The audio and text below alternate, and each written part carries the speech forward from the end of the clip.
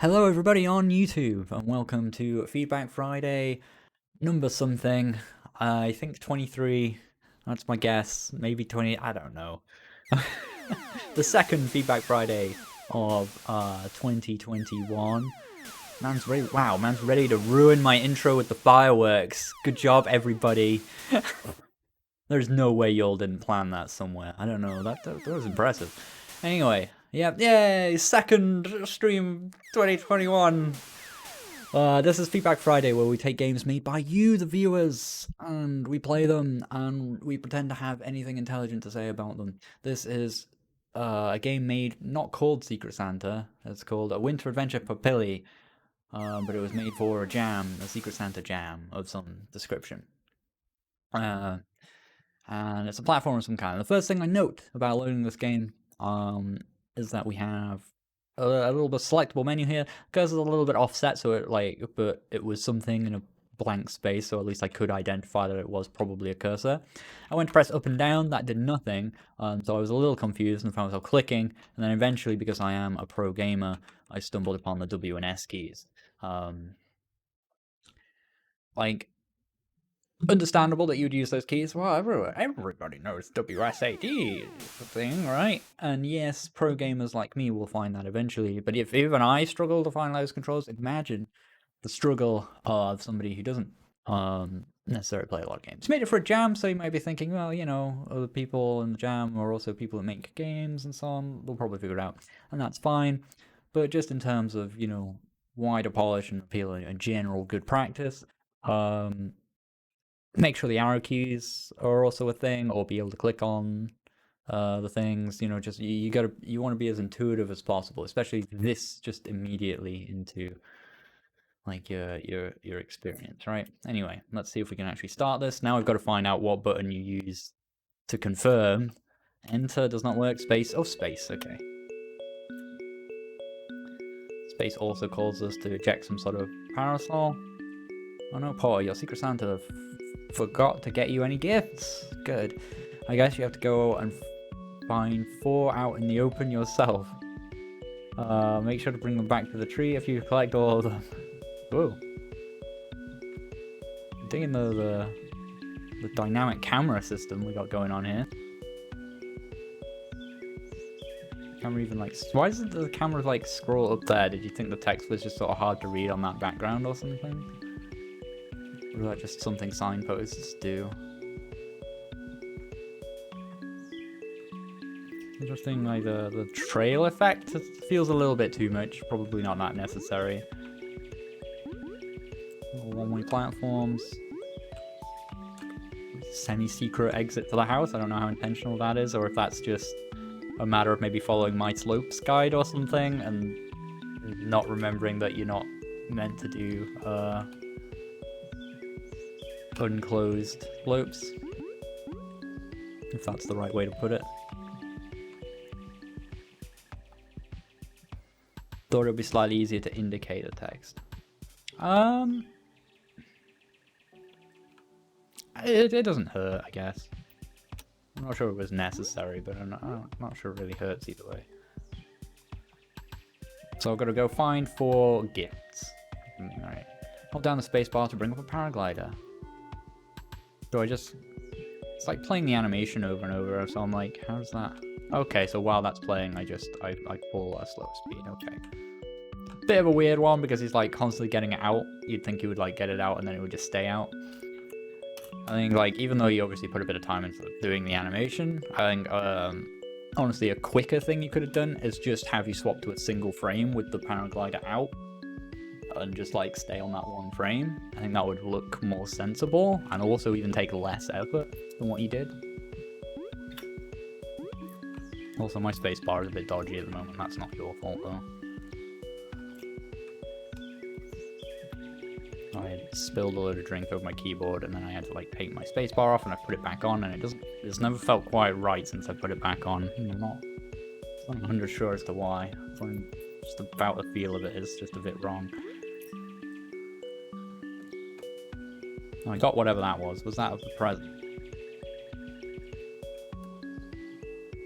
I like that your zooming is going to like 2 times and 4 times though, like you're trying to keep your pixels consistent, which is good.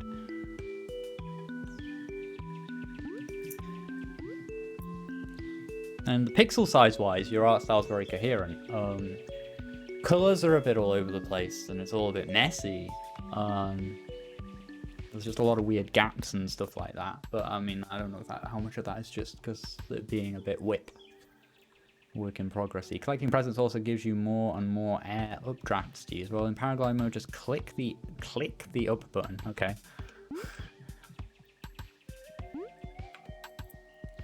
Okay, I don't think I have any though. What are these little fiery things? The zoom is like a bit uncomfortably close.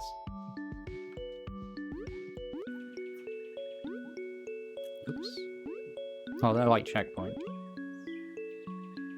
There's nothing, I don't think there's anything that's like indicating that I've activated the checkpoint. So like I wasn't sure that they were doing anything initially. They definitely looked like there was some sort of mechanic, but like it wasn't clear what they were doing. Open and space feels strange to me as well. I think I'm trying to press space, assuming space will jump, but space is the glide button, but that's just, I think that's just me. Okay, so I have 2 of those. Oh, the up button is in W, right. So that's something you want to be careful of as well. It's like, you probably want to say the jump button again. That gives you more flexibility for if you ever put key rebinding in or whatever. And also make sure you don't confuse it with a button with literally an up arrow on it, right? Press the jump key rather than click the up button. That's probably what I would go for there. Man, these updrafts are huge. The last gift to collect, possibly the hardest though. I have this feeling that like jumping over fire should, like the hot air rising should make me go up, but that was not a thing. Okay. I have to like jump again, hold this, go down. Okay, I'm gonna need another updraft on it. I think I've only got 2 presents, so I need a 3rd one from somewhere. I think it's gonna be back over here.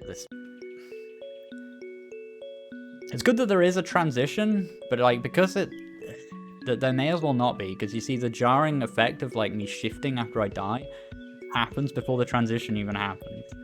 And usually what you want to do is use that time with the transition going off to kind of hold the player where they died so that the player can drink in what happened a little better.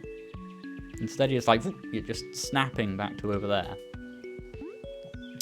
And then the camera's like doing all sorts of zooming as well, and it's like actually making it a whole bunch worse. And then a transition goes off, and it doesn't really work.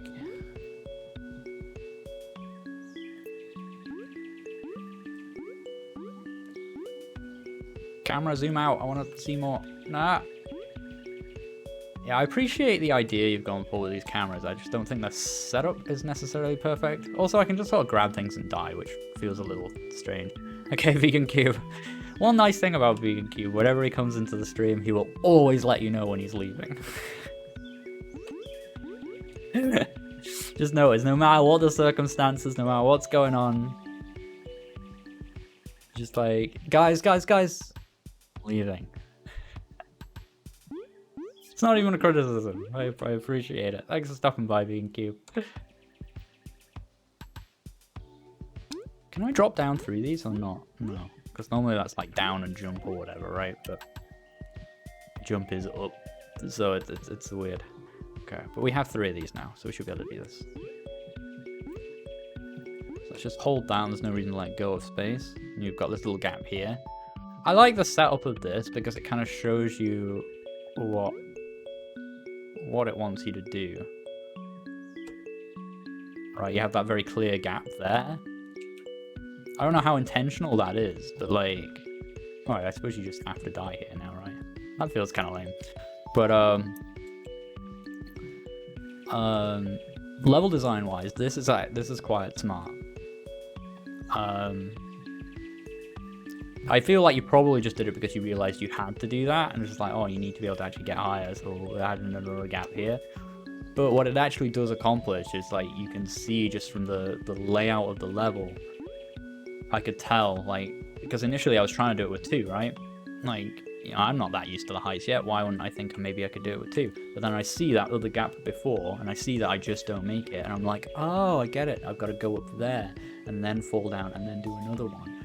So I must need another jumpy thing, another updraft. Jumpy thing, the technical term. No, man, he told us he was going, and he's gone. Guys, he was very explicit. He's obviously not still here. He told us he was gone. Oh, and then we come there and it just closes. All right. Yeah, that was good.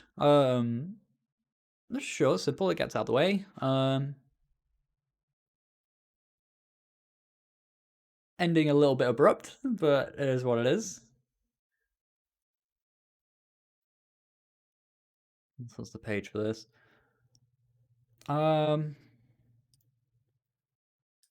So I think my main criticisms, I guess, if to call them that,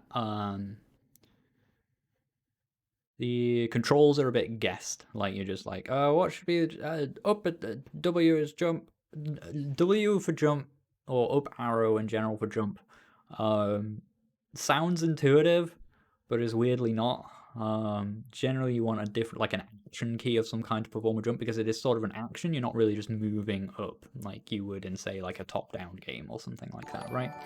You're actually performing like an explicit action. So I think people tend to expect that key to be not one of the wizard or one of the up arrows. And especially because it allows you to do things with the other arrow keys, like say when you're on a one-way platform, quite often the control for dropping below, like dropping down through a one-way platform, is like to hold down and press jump.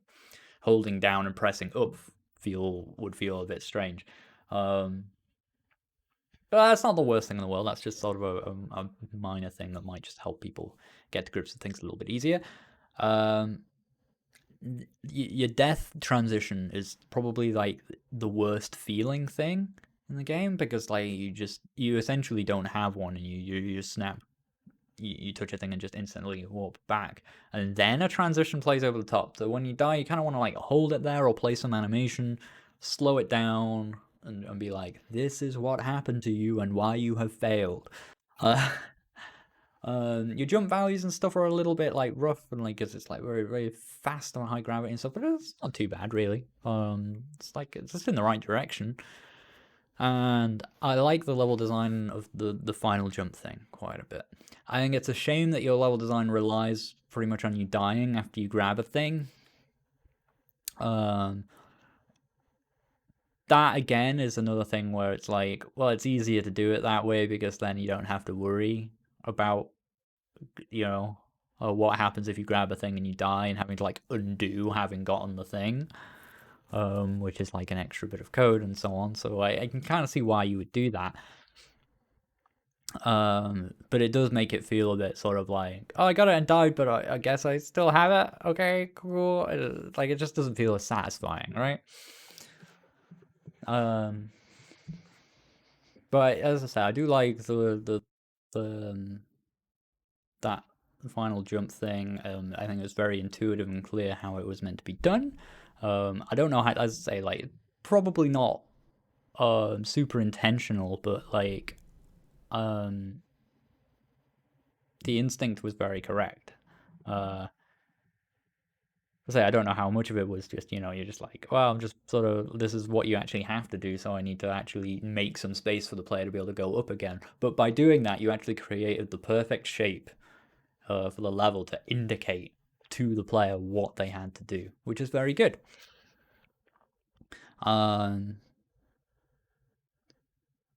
Yeah, some of the choices of language and stuff, like you were saying, like what your updraft thing is, like essentially like your double jump when you're holding the thing, right? Was a little was a little weird, but then when you know, it's just a matter of onboarding.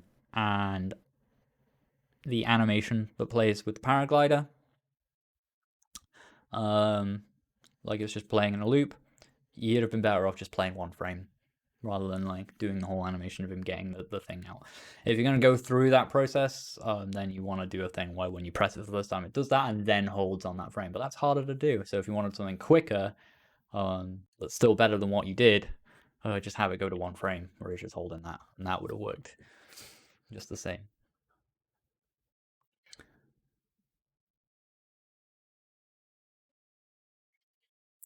Yeah, cool.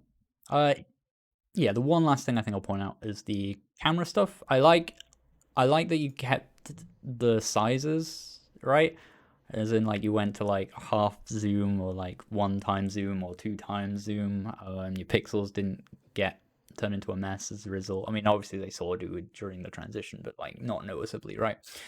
And the pixel sizes were kept consistent as well. But the issue is that when with that, when you're keeping it to that size, like there's a pretty big difference between the different camera zooms. So like a half is a half, and so sometimes you were zoomed in really into a very small space for what felt like not much of a good reason, when I wanted to see a lot more of what was around me in order to make decisions about what I was going to press. And just some of the transition points just felt a little unnatural and strange and just like very and like the camera was just sort of coming in and out in a bit of a unpredictable and strange way. But I think the instincts are good.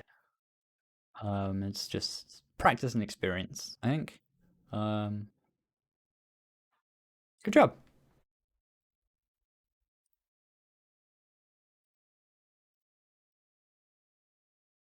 Just saw something that said the menu system was known to have glitches. I'm like, what? And then the 2-option menu at the beginning?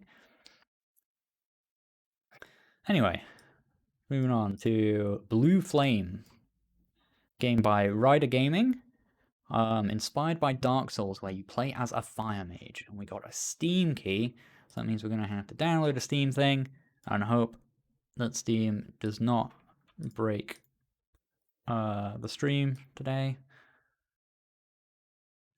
300 megabytes. I'm watching you dropped frames. You stay at 0.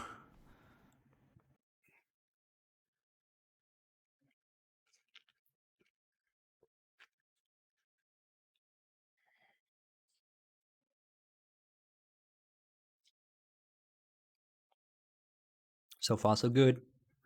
So far, so good. We got halfway. I thought it was just not. I was saying that expecting it to take immediately over 50, and then it just held on 45 for an awkwardly long time. Don't be alarmed by the glitch on the title screen in full screen mode. Okay? I will attempt to reserve my alarm.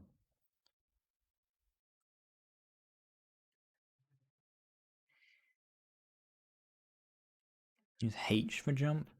H. That used to be my kind of go-to key bindings for platform games when I was younger. WSAD, H for shoot, and J for jump. That was what I played Jazz Jackrabbit with, because I was on the player 2 side of the keyboard, as it were. My brother would be on arrow keys and stuff over here. Poke, no, well, Blue Flame. I feel I've seen this somewhere, somehow. I was like, oh, this looks pretty. And then I saw this, and I'm like, Fox's Sake Studio. Or Sake? Sake? I don't know. Is this the glitch?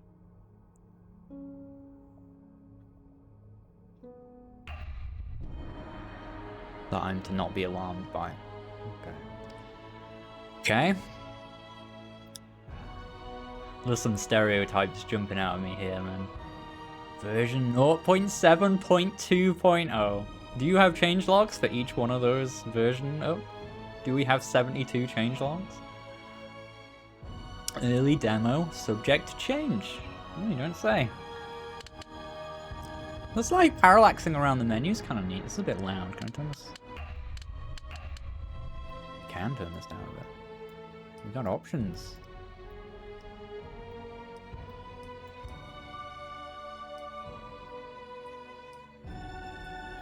We'll say it's nice that this stuff works, but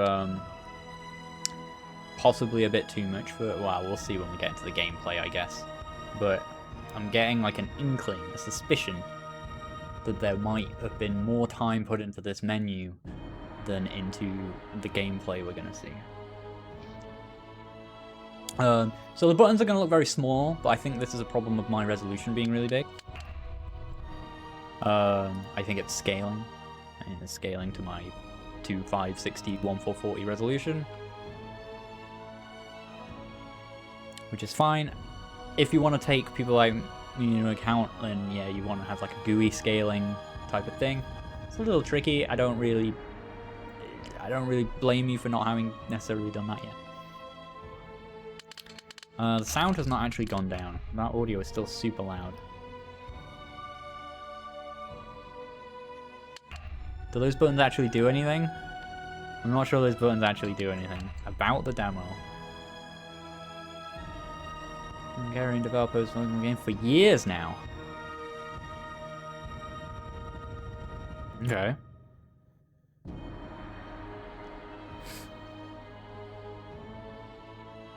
Pixel artist. But... okay.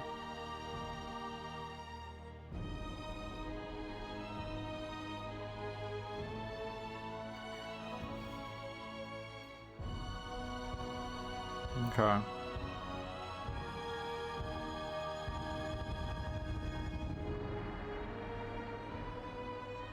Hold on.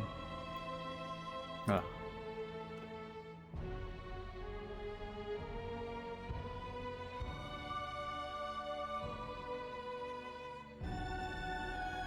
Is this on schedule?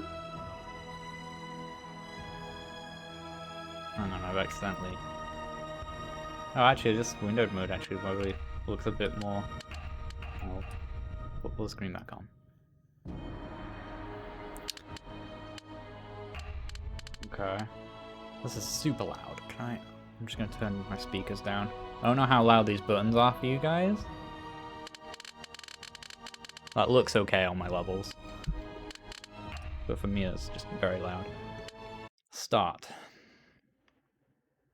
Final stand loading. That's it. That escalated.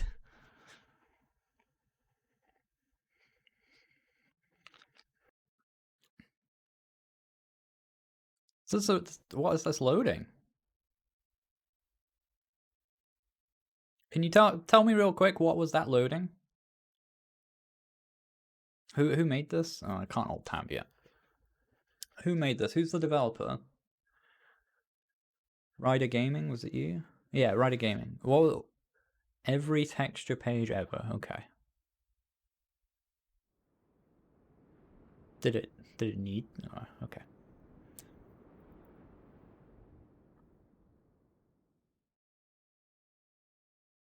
That was a lot of text to I didn't get to read any of it. Read a little bit of it.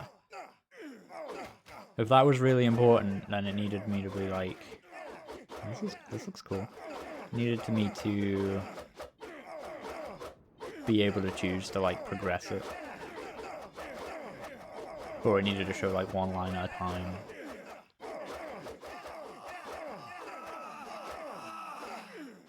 This reminds me of something, I don't know what. Okay. This ain't coming out in January 2021, is it? Let's be real.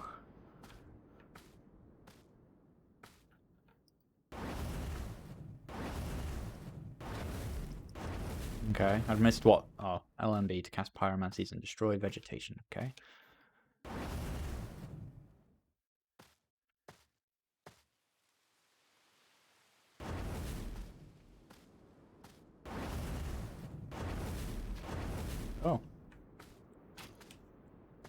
Man casually shooting arrows at me.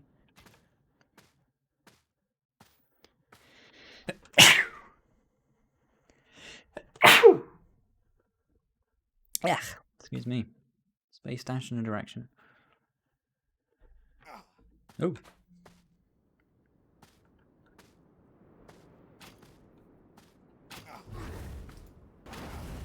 Ow. Quit it!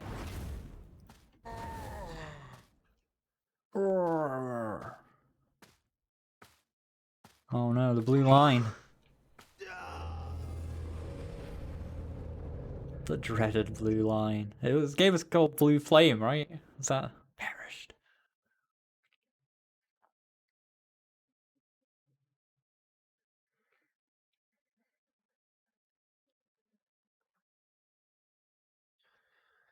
The astonishing kingdom of Anceps is in ruins. Those who survived the change are a rare sight, and monsters roam the lands. But somewhere near the last battlefield, a lone pyromancer awakens. Blue is sus. More than sus.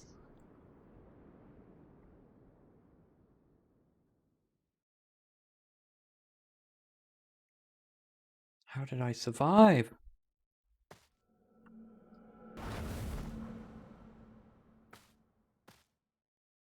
Yeah, I see the Dark Souls inspiration on some of the screen elements and so on.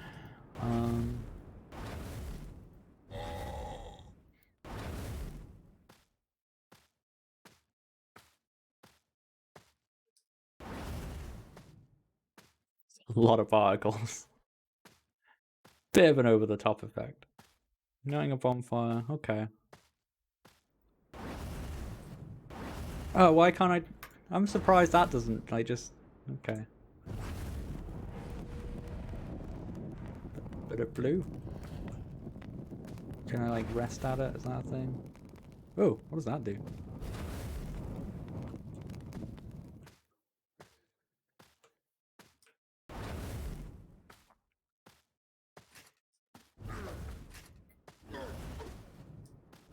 I see you got, like, long committed attacks. Okay. Okay. Missed a tutorial prompt? Well, whose fault is that? Okay, that's a significantly different spell. Well, I say that, but isn't it just the first spell, but takes longer to cast and goes further? Odd effect of it just sort of like going half grey and then full grey, and that one was just... I'm not sure the styles match, you know, weirdly. I'm not like the characters just feel a lot more like granular pixel art than like the trees do. Like they're close, but it just like feels a bit weird. It feels a little bit like the trees were made by someone else. I don't know if maybe there's also just a bit of a juxtaposition of like, is that the right word?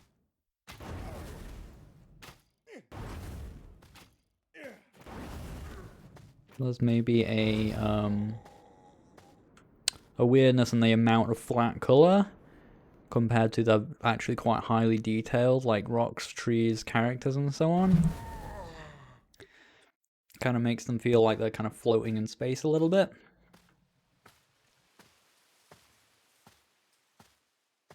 There's like some bits of ground texture and so on that help, but I think you need more texture in general for this style.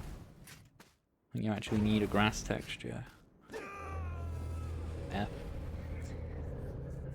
Incongruent. Yeah, something like that.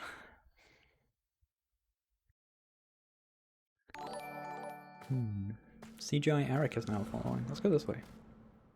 Oh wait, do I need to collect my souls or whatever? I don't know. I don't think we've been collecting any. What's this about as well? I right click and it makes the thing.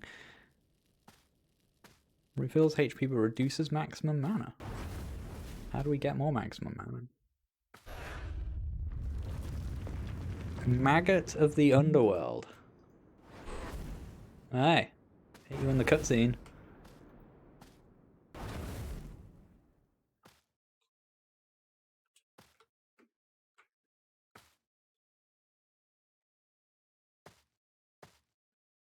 Well, see a maggot of the underworld.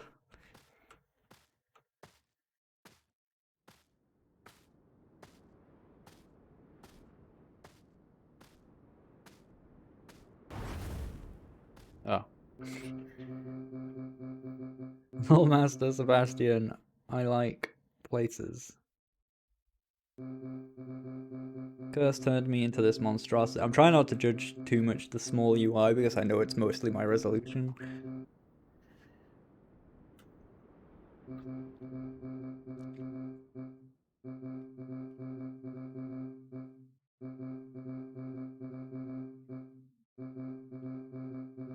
Casted this curse.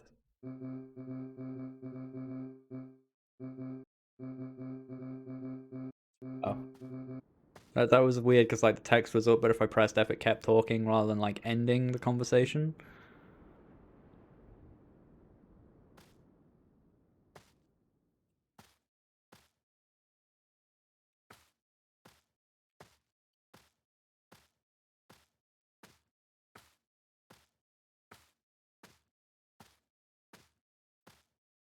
Can I go off the screen here?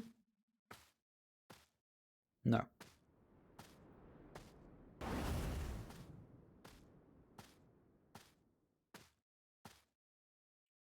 Huh. So, I think my main issue with this is that you're spread really, really thin trying to make a very, very large game. I can see that you're passionate about it and you've got some cool ideas. But I think you need to downscope massively. I'm not going to say give up on this game by any means, but I think you need, and this is without really even seeing the full scope of it, but like I can tell just from like how bare bones so many of these systems are. You say you've been working on it for years. You originally wanted to release it this month, and that's obviously not going to happen. I don't know how long ago you wrote that. But there's just loads. There's so many little things, which implies that you had to spread yourself so thin to just get each system working that nothing quite has that level of necessary polish. Just because you've not really had time to stop and be like, and make something really good because you've constantly been like, and now I need to get this thing, and now I need to put this thing, and now I need to put this thing, and now I need to put this thing.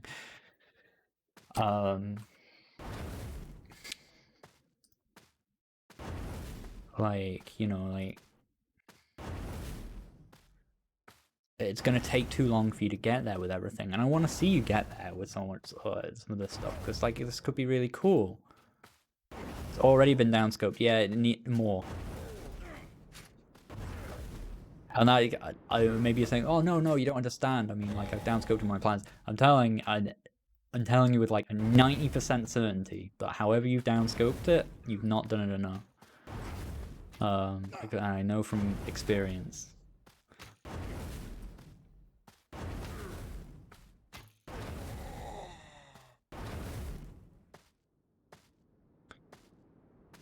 And I'm talking like, if you're planning for the player to get lots of new abilities, no. They get this fireball and that's it. That's the kind of scope I'm saying you're going to need. You need to go all the way down. You need to be thinking like...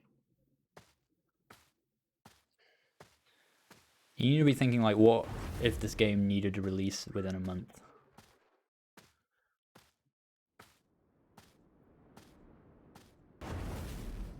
And that's not just so that you finish, that's so that the things you have get to the quality level they need to be at. Just because none of this is good enough. But it's like, it's so frustrating because it is fun and cool and I like the general idea here.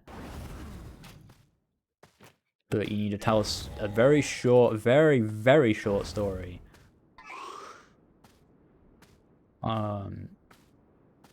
There's already way too much lore involved, way too much text.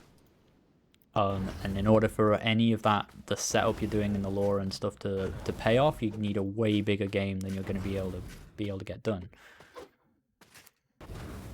Unless you're prepared to spend another 6 years making this or whatever, you know? I mean, I'm not the boss of you, maybe you just do that.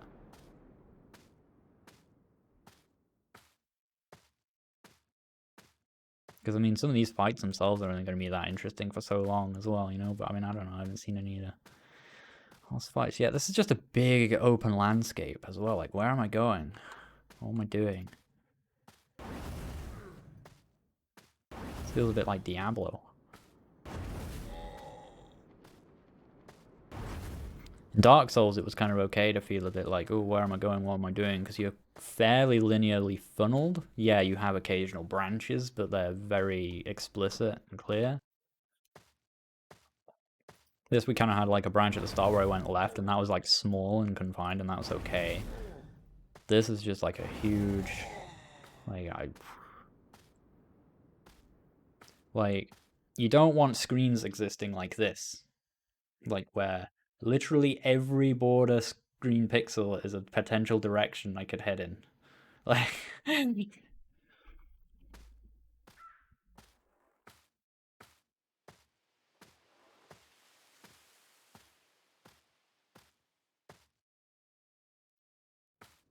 40 FPS. I'm running slower. Yeah, it looks a bit faster in windowed. My PC's... I mean, might just be my resolution or something, but... I don't even tell you all my specs. 3900X, 32 gig RAM. What's my graphics card again? It's a 1080 something.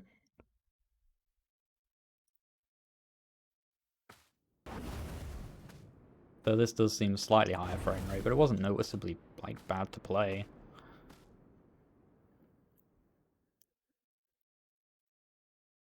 Oh, GeForce, not now.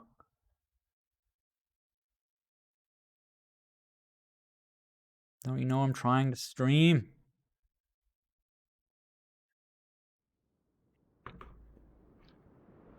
Yeah, I mean, the Diablo feel would be okay if we had like a mini map or something, or like some idea of a goal.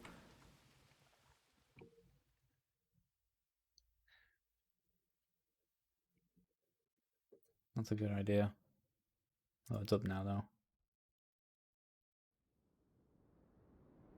That's still not even going to tell me. GTX 1080, that's what I thought.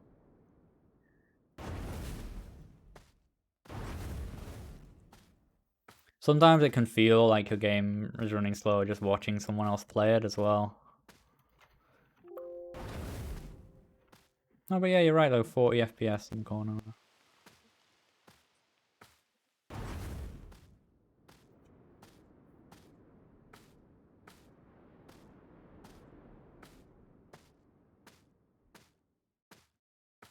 Bro, how do I use these health potions?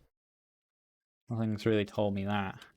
And like, oh yeah, all your tutorializing is just through text and stuff, and it's just like, that's fine for a small game, but for something with goals as quite lofty as this is... Oops. Pressing escape just sends me all the way to a menu, and now I have to reload. Oh gosh. It said at some point, probably did. Are these just consumable? It's not like Estus Flask or whatever as well, I don't know.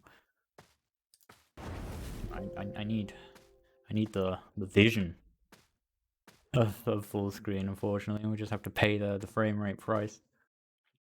Whoa, what? Champion of the battlefield.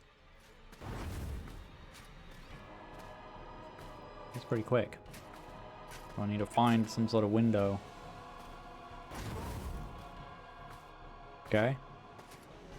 Let him do a chop, and that's a good time.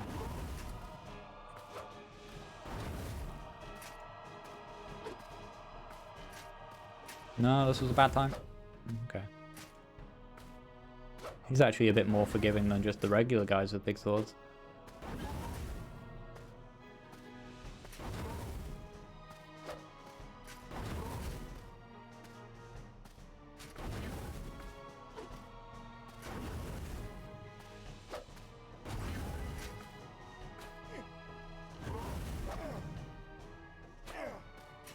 So walk me through the plan for this game.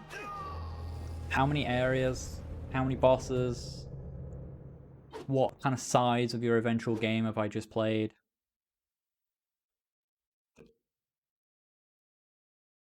This is all a question of scope, and I have the feeling you need to come right back. Weird mix of like HD and pixel art stuff as well. I get it with... I think if you're going to do that, I'd probably try and, like, because of like the way you want to scale it to different resolution sizes, maybe make this stuff like HD so it's not like conflicting pixel sizes, but it's like very clearly like different UI stuff. I don't know. It's more of a personal choice, I guess.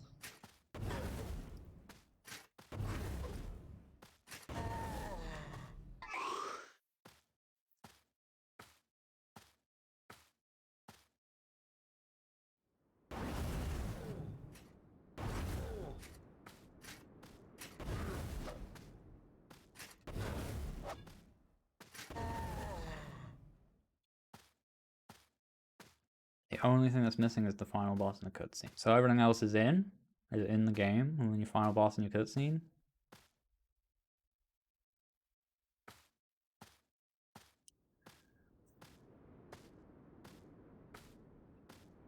Because this first area needs a lot of work. A lot of work.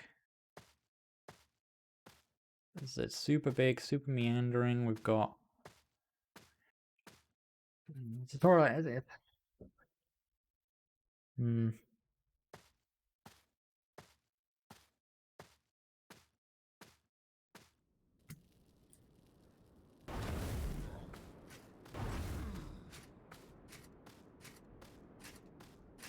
That sword is so big.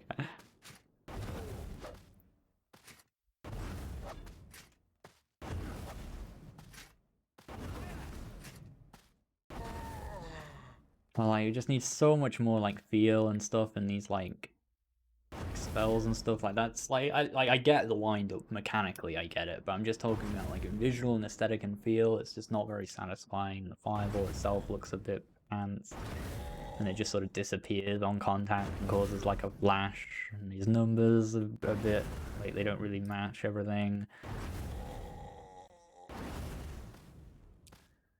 If you've done everything else, you've got all your areas in, you've got your boss in, and you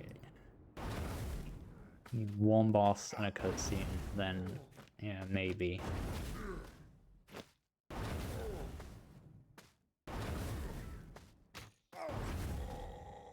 But I worry that you're just going to be working on this for too long. Yeah, we've got a dash.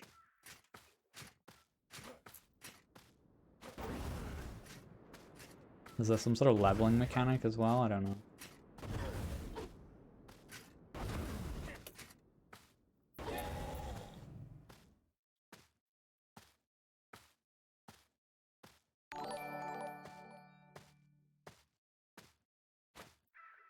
Sort of, but it's a bit like...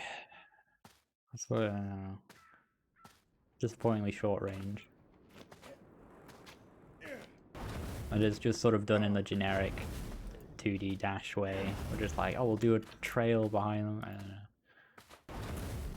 I think I'd have preferred to see something more fitting in the world, like a, I don't know, like a roll or something.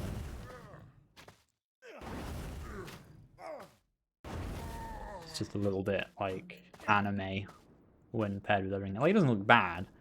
It looks good, but it's like in fitting with everything else. Does it fit with everything else? Oh, when I use a potion, my light gets smaller? My light get bigger when I'm lower life?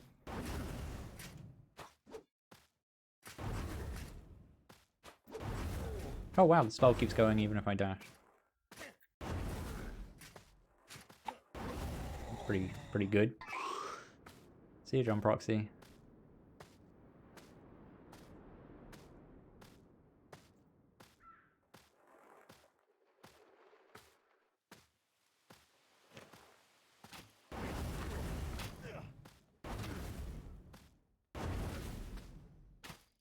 I think... like, I don't think this is like bad or doomed or anything like that. I just think you're very thinly spread, which might have just been, you know, you focused on getting all your content in or whatever. The writing isn't great.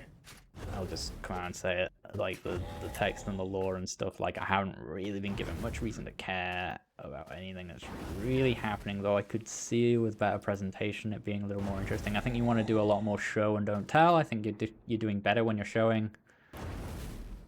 Not as good when you're telling. Area design, like there needs to like be any, like gameplay wise, levels need to have like flow.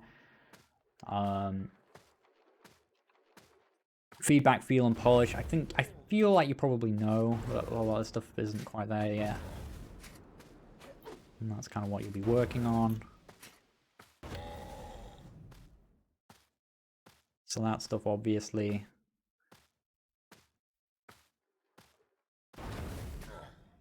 Like, there's a lot. There's a lot to do with just what's here. So if you plan for anything else other than what's just here, it probably needs to go.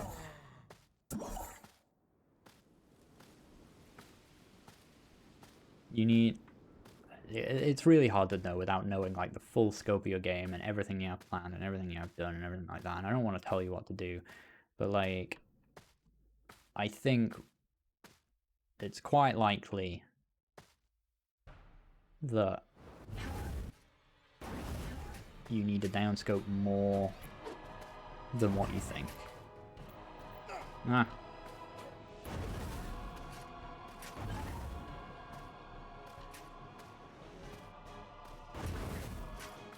So did something happen with this guy last time? How did he kill me? Because I was probably talking and didn't really pay enough attention.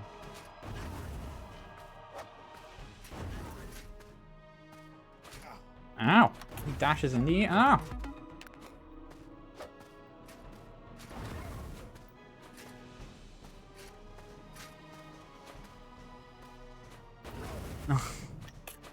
No! Stay back! Like, those little waves look a bit rubby.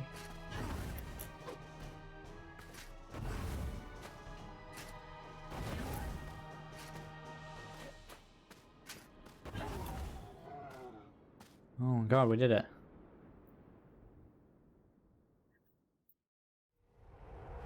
Atrocity Bay. Some of the Dark Souls likiness is a bit on the nose. Wow, Mr. Amless, the 10 tier 1 subs. Thank you very, very much, good sir, for your generosity. And congratulations everyone on receiving a sub out of nowhere. And we get to hear a lot. Can I not go through our West Road? Spending a long time on this game, but it's like it's a tricky one. It's a tricky one to... I don't want to steer you down the wrong path. But it definitely does need some steering. Again, like this area is just like a big expanse area and just these grand tiles and it's not great.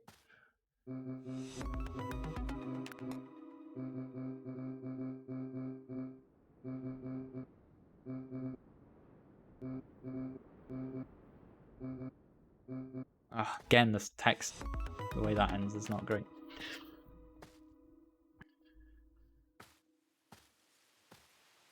There's a lot of good here. That's the problem. I almost wish it were worse so I could just say stop working on this, but it's not that bad.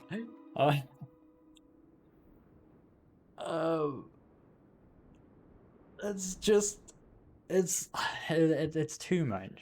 I think you're spending. I think you're hitting diminishing returns in terms of your own personal growth. I think in terms of continuing to work on this now. I think, but if you massively reduce your scope, even possibly cut out some of the content you already made, and really work on refining and polishing the experience here, I think you could have something. I think you could refine this into a core focused nugget. But you got to find the thing that really excites you about it. Is it the combat? Is it the law? I hope it's not the law. And really, really focus on just making that really feel good. You could have something, but it needs cutting down massively. You don't need a Discord. You don't need to make this into some grand epic thing with its own wiki page and so on. You're one dude. Refine, reduce. That's the one takeaway I want you to have from this, from all the feedback I've given. Is just reduce. Just make it a lot smaller. And you're like, I'm already making no smaller than that. And probably smaller than whatever you're now thinking is smaller than that. Really, really, like, shrink, crush it down with every single thing in your game. I want you to go over every mechanic in your game, every little thing, every little skill, ability, piece of text, especially piece of text, and go, does the game need this? Does the game need this? I want you to relentlessly cut material out of your game. And then what you're left with once you cut all that is suddenly a very manageable workload of things that you can actually really polish and really refine and really get to feel super, super good. And then once you've done that, maybe you have a nugget of things that feels really good, and you're like, well, maybe I could add more. And then maybe you can start reintroducing things. But until that point, shred it off. Shake it off. Taylor Swift your game. Just shake it off. Right. Anyway, we've spent enough time on that particular game. Let's finally move on. Got other people very patiently waiting. See you, porterorv. Thanks for the submission.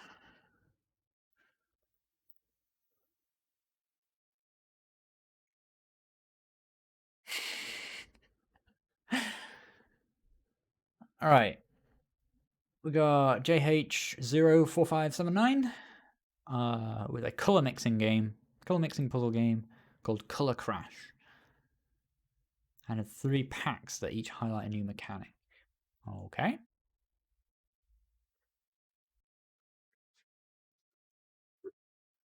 I was thinking, did I already play this? I didn't think it was called Color Crash, though, if it's the game I'm thinking it is.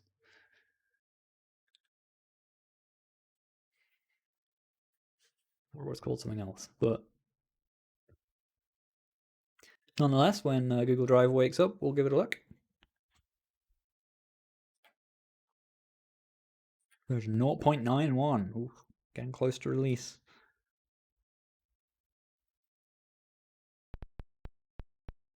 Oh, it's this one. Okay, I thought it was a different one.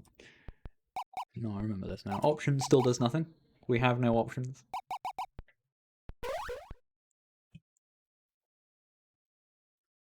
I can't remember what I said about this game last time. But let's just start from the beginning again.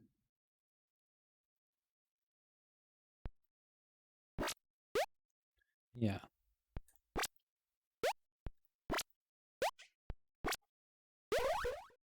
Probably want a space. Level. Level 2, all one word.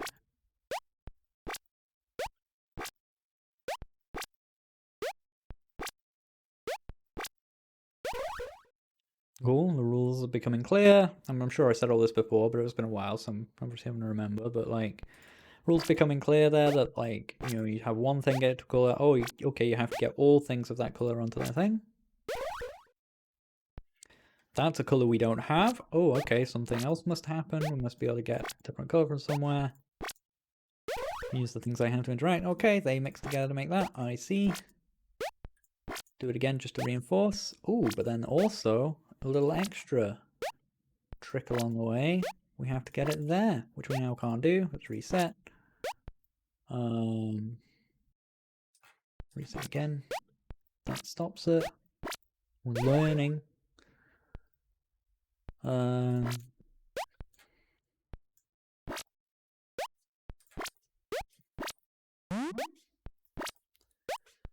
kind of remembered that did that.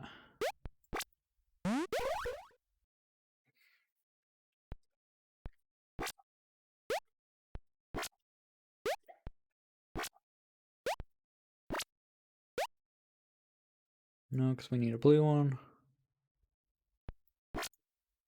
But they become blocks, so they become bouncy. It's hard for me to evaluate because I am remembering some of this from before, so I can see some of these levels have changed around a bit, or at least I think they have. But it's hard for me to be like, oh, like how the learning works because I'm not experiencing it for the first time now. It makes it a little tricky. This is interesting because I was like, I have to do that, but then by using that, no, okay, I can just go around the side now. Still, there's a nice flow to that.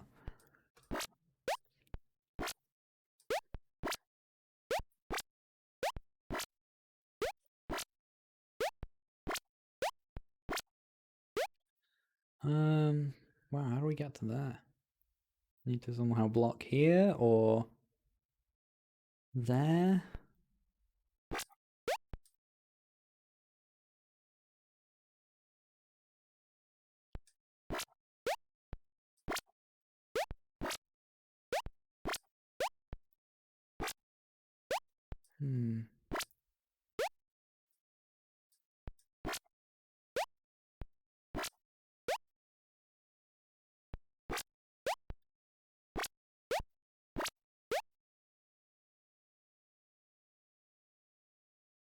Not sure here. Oh, can I like... That's probably... Oh! Well, it crashed on level 9, but... There's the error if you want to screenshot it. Or whatever. Unknown object, dot object. Not set before reading it. I'm sure you understand that better than me. But I'm guessing all I had to do there was go that bounces off that, goes there, and then I do that. Right, so let's go 10. Or actually, you can say we've got 3. These are new packs then. This is where we come to. I'm sure they're just all levels available off the bat. So what do these mean? Oh. Oh. I thought maybe they would change color as you go over them, but now they block in color. That makes more sense. Hang on. Okay, yeah, good. I was just randomly clicking, which is why I bypassed it. I just wanted to see where you started the player here, because if they started there, I was gonna that would be an issue, right?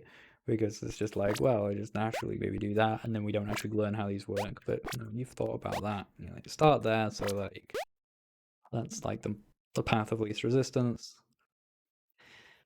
It's a little bit tricky because I think I would maybe make this one smaller. I know you kind of make them all fit onto this same... Oh no, they do have different grid sizes.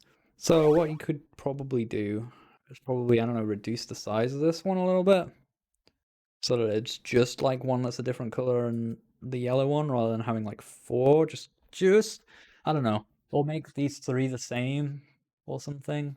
It just sort of blurs the message just a little bit, I think. But I don't know. I don't know. You could make a case either way.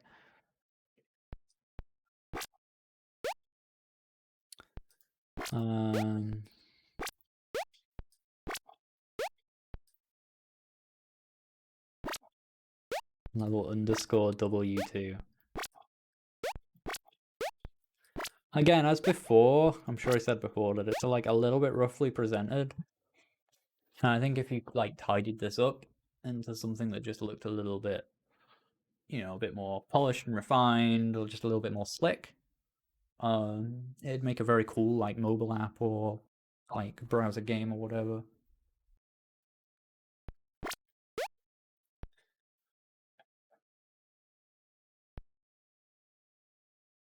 How do I get another one through here?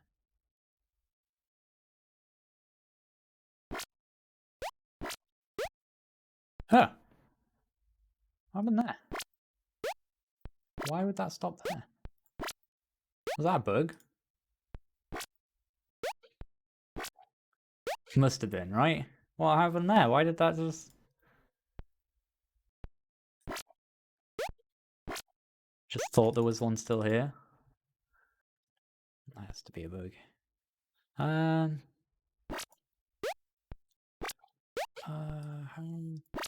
Oh. No. No. I don't know. This one's tricky. I can get one of these through. Oh, wait. Stupid.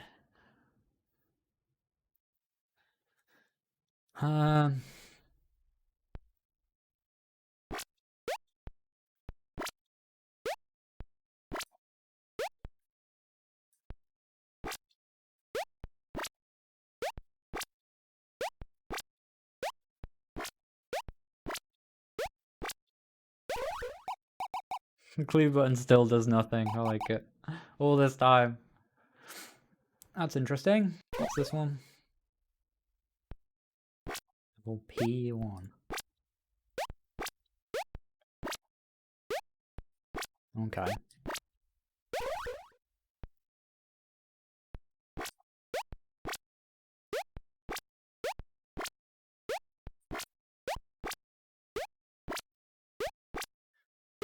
Cute. What's this about?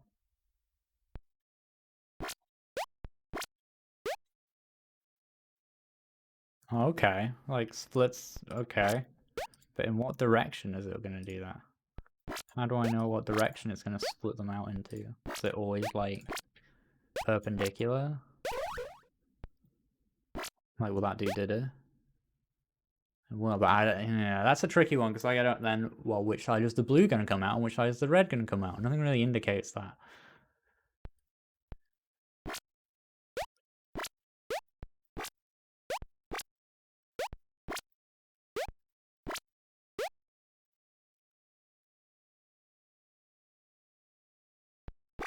Yeah. Yeah, it's a tricky one.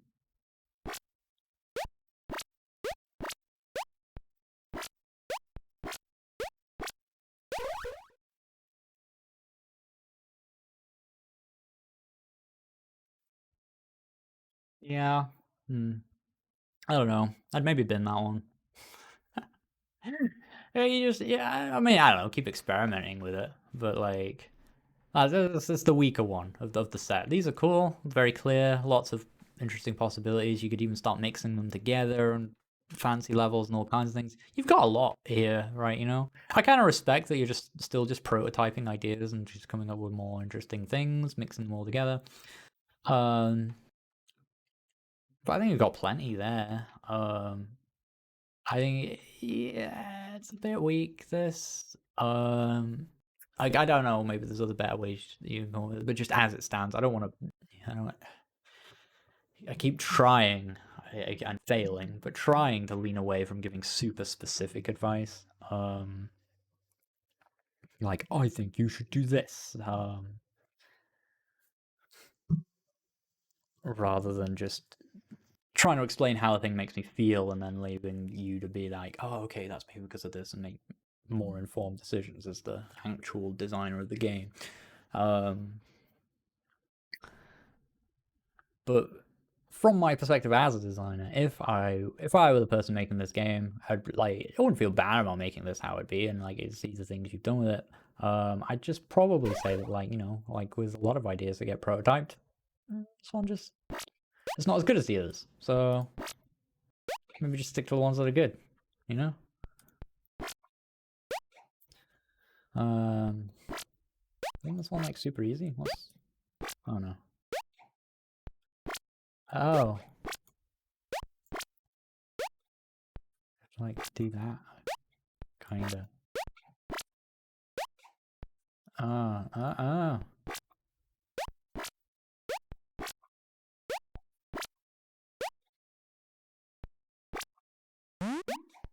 Like some of the interactions with it are kind of satisfying. So I see why you'd.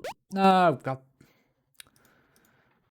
I did it. You saw where I was going. Yeah, I still like it. I still like the game. Yeah, this either needs work or just like I'm not saying do throw it away. Obviously, I'm just saying that that's something worth considering. You know, it can be very easy to get caught into a trap of like, oh, how do I make this work? And I'm not saying there aren't ways you could make it work. It probably exist of just making it a little bit clearer and so on. Or even, I'm not even saying it's really bad. It's not like awful. Oh, you must get rid of this. I'm just saying it's not as good as the others. So if it's not as good as the others and you can't make it as good as the others, there's no harm in just throwing it away and just doing more with the mechanics you have and then so on. Just don't be afraid to get rid of things. But maybe you'll find a way to hang on to it as well. I don't know. But it's good. I'd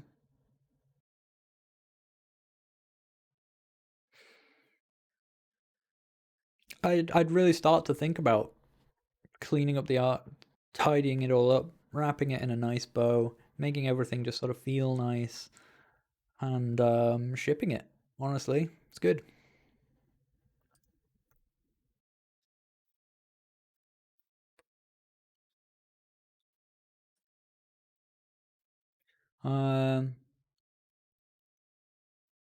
Yeah, I like the other two new mechanics. I think they're good. I think they're clear, interesting, introduced well. And I don't even hate that last one, really.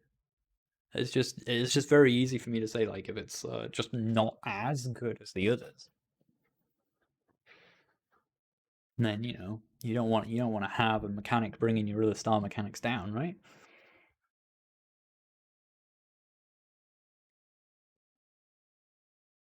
I can see why you came up with it because it's a cool idea and it's kind of satisfying to do something like, oh, you split them back into this. And that's an interesting way to think about them. So if you can find a way to make it work, then make it work.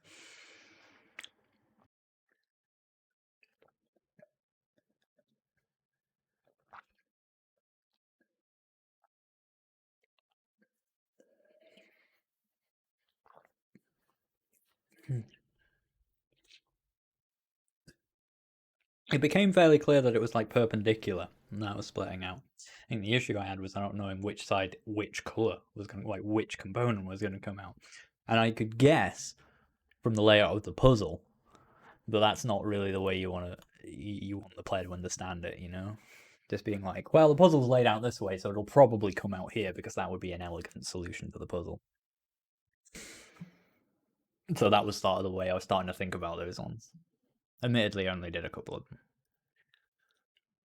Anyway, let's move on. That was it's still good. It was good last time, and it's good now.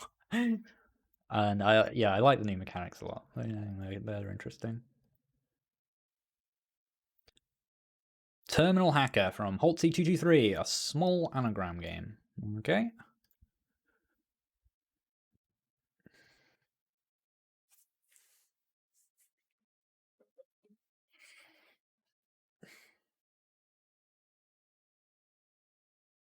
Out on mobile this year? Yeah, that's a good time frame. Sometime this year.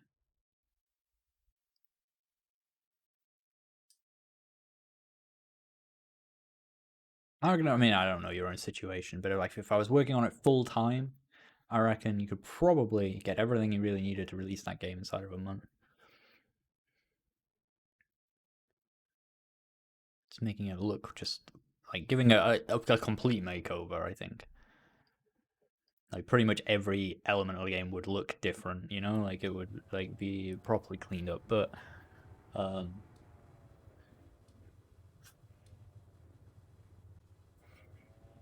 think the scope is reasonable and I think you'll get there with it. Please choose file system. 1 for reception, 1 for receiving finance, 3 for receiving/finance even, 3 for main office.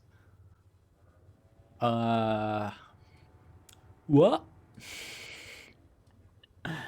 Okay, so maybe this is intentional, but I have no idea what's going on. When reception, enter password, hint, Sasky. Oh no, my hint's gone. What was it, Sas?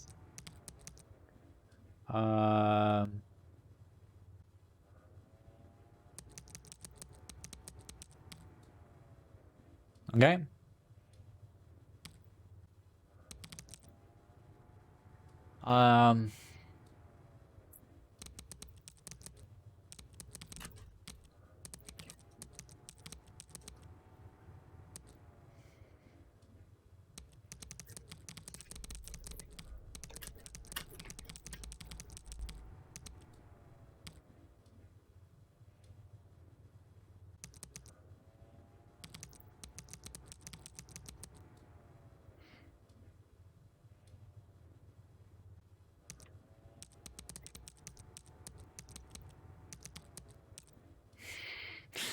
Okay. Finance receiving department. Enter password, hint. Okay. That's a lot of letters. But I'm going to assume it starts with H because it is a capital. Move a dial. They don't do anything. I like this interface, by the way. This whole the screen composition is nice. I like how massive the text is. It's well sized. Oh, Conan? Is that a name or a thing? I'll try it. But if I lose it, I'm gonna lose the letters. Oh, nailed it. I don't know that. I don't know Dune. What is a Dune? Menu.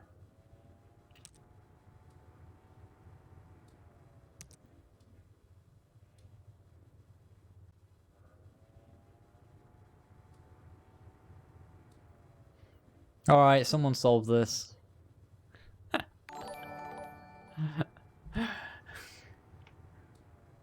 Starts with I. I like that. I like that you can tell where it starts by the capital letter. Very poor security on the system. To give you password hints that is literally just an anagram. Nice. This is weird how you can just... So yeah. I really like this presentation quite a lot. No idea what's going on when you start, but I guess it's relatively clear. It's just a very tiny thing. But it's very like, right away.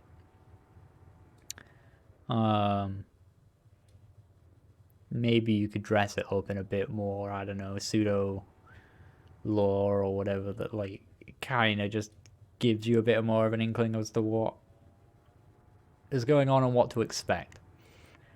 Oh.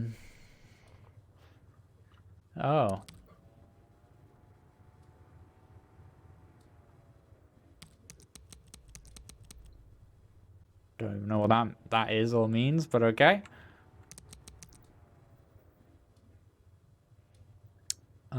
I like controlling it just by typing is cool. The biggest criticisms are you screw it up and it's just please try again, you lose your hint. That's not good. You kind of key part of the anagram solving is to know what the anagram is.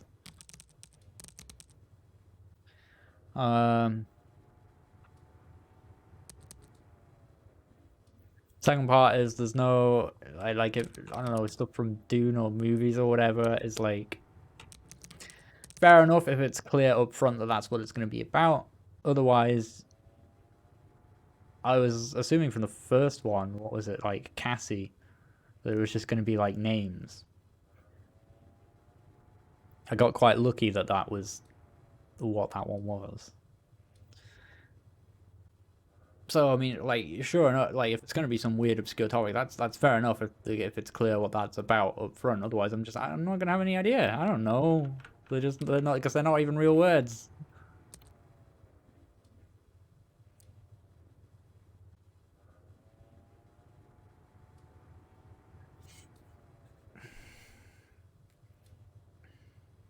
My game with the islands still playable every now and again, rarely.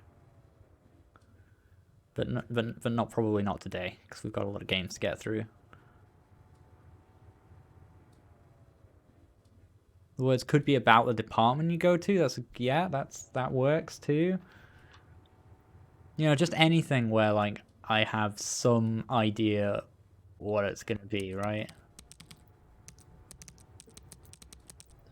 Like what's a Samuta? what I don't know. But it is what it is, I guess. But I do like this presentation a lot. I like the massive text, that's really good. I like the clicky sounds are good. They vary pitch.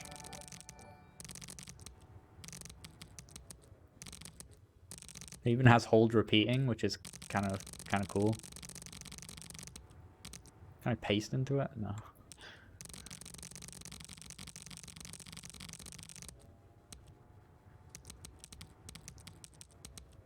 Yeah, like it's clicky. It feels good. It feels good. Oh, capitalization was important apparently. Yeah, nice.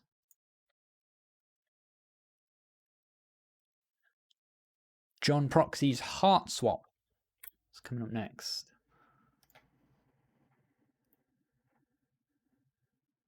From filebin.net. Requires a controller. This version of the game is about a year old, but I have no idea how long the next version is going to take. Okay.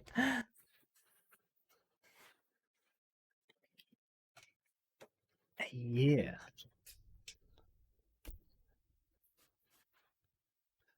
Look, just because I've been working on PokePoke for like 3 million years doesn't mean it's a good idea for you all to also work on your games for 3 million years. Do as I say, not as I do.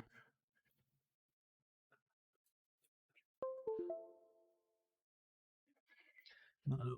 Starting to get crotch cammy. Let's lick that back up.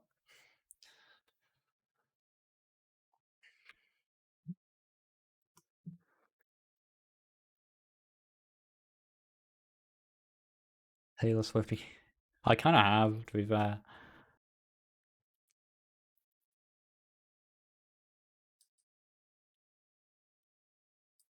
The scope started like this, and then went like this, and now it's come back to like this.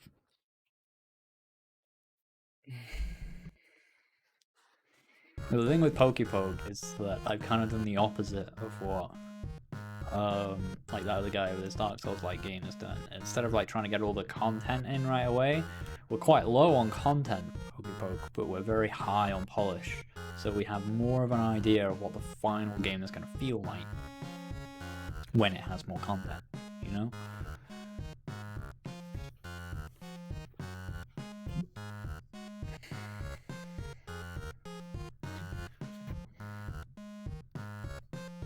So when people play, like, I can put a demo out, and when people play the demo, they actually have a very good idea of what the final game is going to be like for PokePoke. Yeah, so what am I going to say?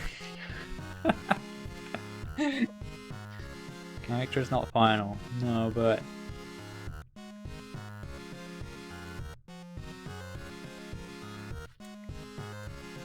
it's not about the mixels.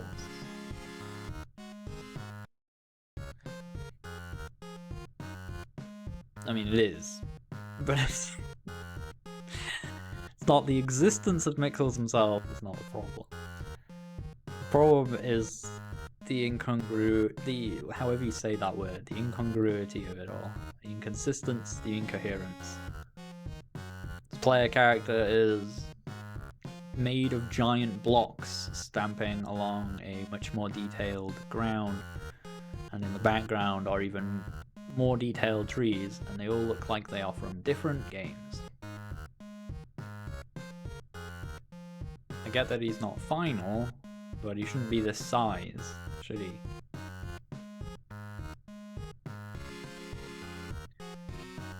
The other issue is, like, look at this menu. Might be hard to see on the stream. Can I, like... No, I can't alt enter.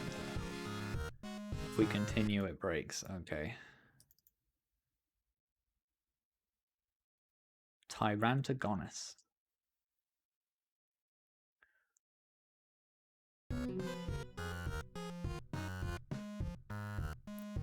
Oops. Maybe I was mashing buttons.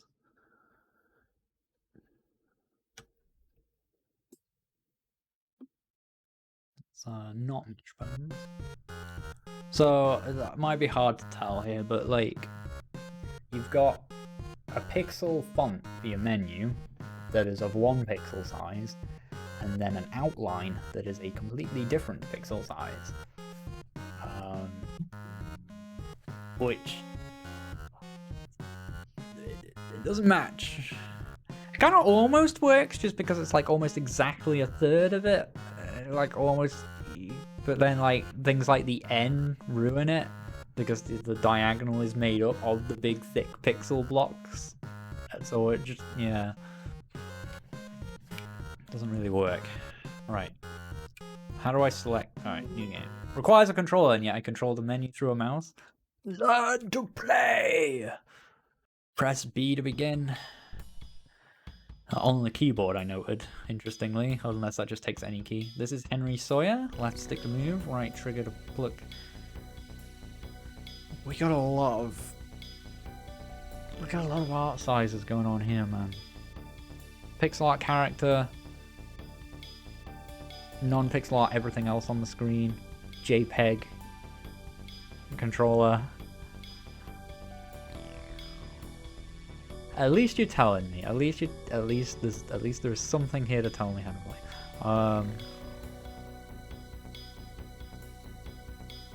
To pluck/drive. I have no context for what this means. V is cancel, A is jump. Right stick to aim scanner. What does it mean? Well, at least nothing right away. So at least I'm not expected to know from that, it would seem.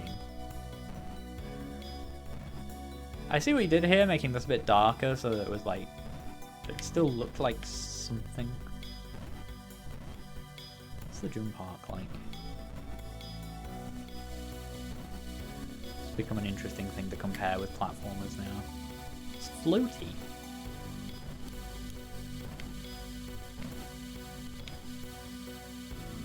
Like a weird wall up there that I can't quite see. Is there wall jumps? There's sliding. And there. There's no... There's sliding but no wall jumps, which just makes the slide a little bit, like, weird. But maybe there's some other mechanic that uses it. Where am I going? What's going on? We've got a lot of shape and stuff in the level, but... As if to answer my question. In this demo, my goal is to bring Henry Sawyer to the world heart. There is one on every level, you will have to use the tools at your disposal to get there. This might change... Okay. Slopes? Did we need slopes? Or are they just there? Because, like, we'll make a platform game... Slopes? This is the heart scanner. Generally speaking, this is how you'll interact with the world. By tilting the right stick, you can aim the scanner. Bear in mind that you cannot aim through walls. The scanner will show if you detected an entity that might hold a heart. Oh, okay.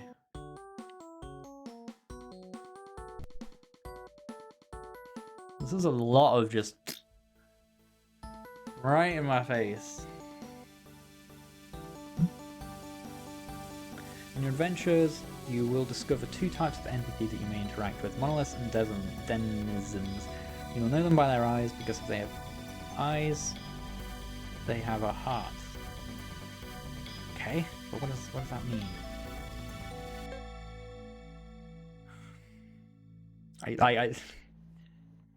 Right, what was... So a huge chunk of text I read, I'm like, okay, I'm ready to move on and try and digest or use this information in the world. I take 2 steps and another chunk of text. You may as well just show them back to back. Instead of getting me back into the, okay, I'm controlling the game now. Nope. Monoliths sit in the background. They act as guides and gatekeepers of these worlds, the ones that are capable of holding hearts. What does any of that mean? All I've been told is I need to get to the world heart. What does it mean if something has a heart?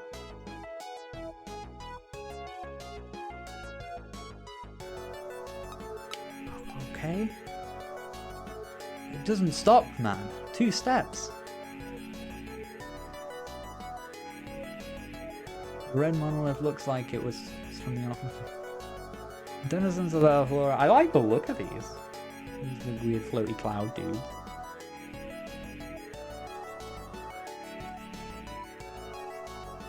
A lot of meta explanation here as well, like, and for the demo only. It's a bit fourth wall-y. This is rough, man. Like, just every few steps. Like, why was it just every few steps? So I thought, like, a signpost I could choose to read, or something just, like...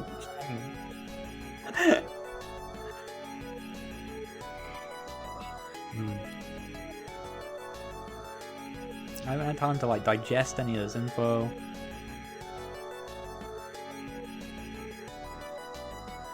What? We call these the Heartless. Okay. Don't do it.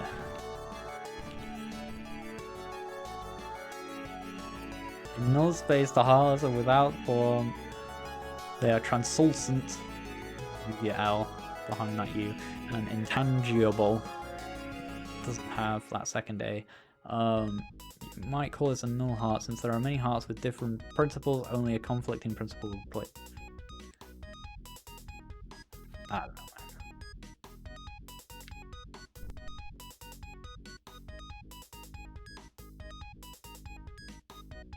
man. Okay, so this is like sort of a wall?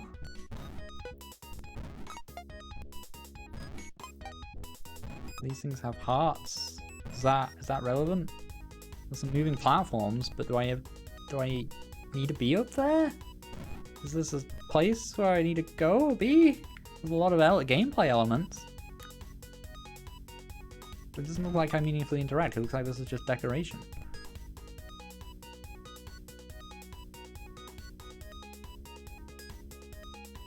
I'm ready, am I?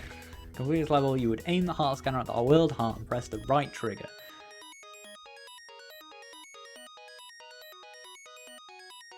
That's out of reach.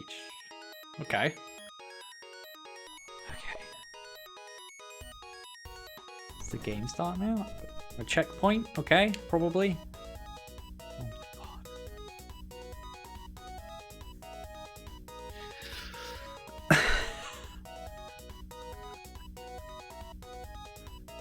The size of this heart, man. Each one of these pixels is like a integer fraction of my screen space. I'm sorry, I'm not trying to. It just doesn't stop. And I don't know, I suppose. There's plenty of positive things I have to say about this. It's just this isn't getting out of the way. All right. As a conflicting principle, it will. The words are all just turning to mush for me now. It's gone too far without really getting me on board. What does it mean that I scan a heart in here? Oh, I can like absorb it. I just stole its heart. Now I'm giving it back.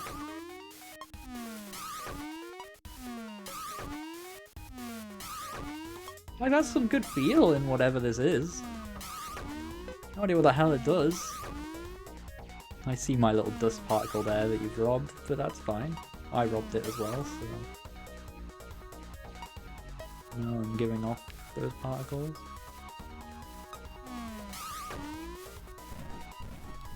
Oh, and it makes them into solid platforms. Can I not jump while I'm doing... Oh, well, I have a heart, I can't jump. This is the thing I need to know. I need to know things like put a heart in a thing and it turns it into a platform. I need to know when you have a heart you can't jump. I need to know the rules of your game. I don't need to know who Eod the Prometheus, the first of the monoliths, keeper of the unseen principles is. I don't. I need to know what the mechanics are.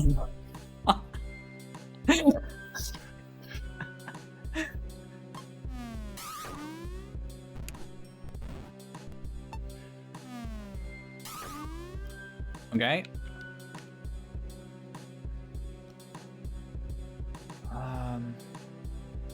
Oh, I can't even put that back now. But now I can't jump. Can we give it to this guy? Oh, maybe that's all this was. Just to come and get a heart.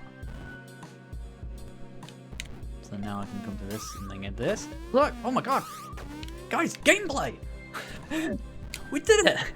We got that! Sick!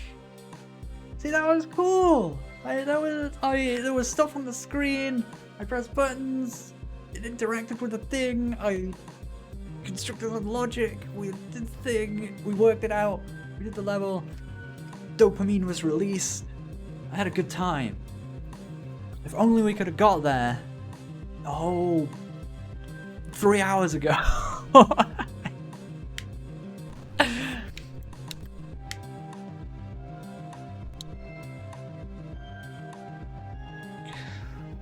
I don't know how many more of these screens I can take. But, okay. Smog is an intangible background element, while Henry can pass through it. Blocks line of sight for heart scanner. Yes, I know this, because in the brief period of time I was able to experiment in between these giant chunks of text coming up, I was already introduced to the smog and kind of worked out what it did. That's not to say you shouldn't tell me. I'm saying, like, you tell me these things when you're introducing them. So that when I come out of here, I'm like, oh, there's that thing he was talking about. I feel like there was more there that was important that I should have paid attention to. But I was busy being frustrated. Let's get this. You in there. Like, this is not a bad mechanic. It's a little slow, but it's like... No.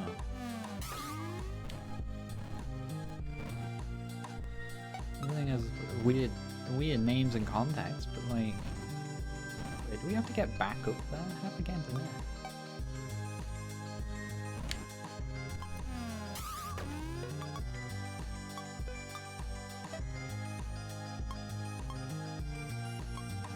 They have eyes, they have hearts. Yeah. But like, there was no context for like, what does it mean to have a heart? What is that? What does it do?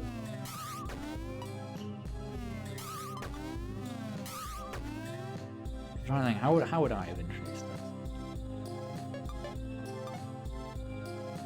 What would I have done? That's not to say I would have the best idea, but how would we do this?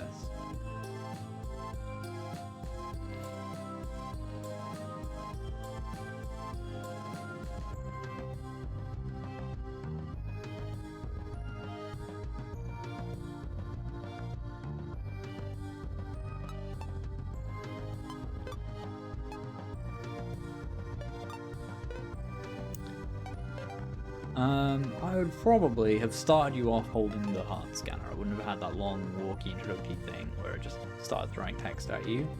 Started you off with this thing, so that it's there for you to experiment with and be like, oh, what does this do, or whatever, when you're moving this around.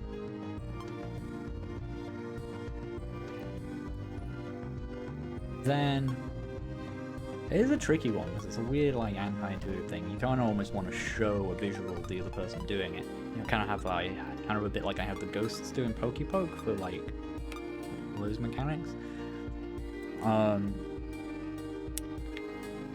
think, like, at the simplest level, if we're just using text introductions for things, like, you'd probably have one of these,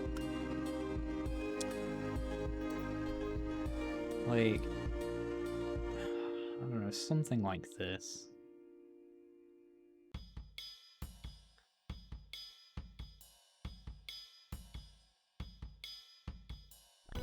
Way back up.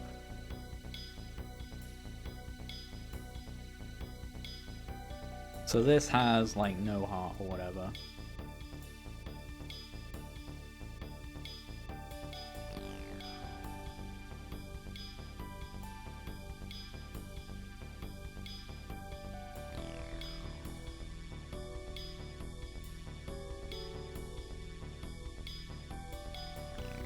Then probably a signpost, probably down here.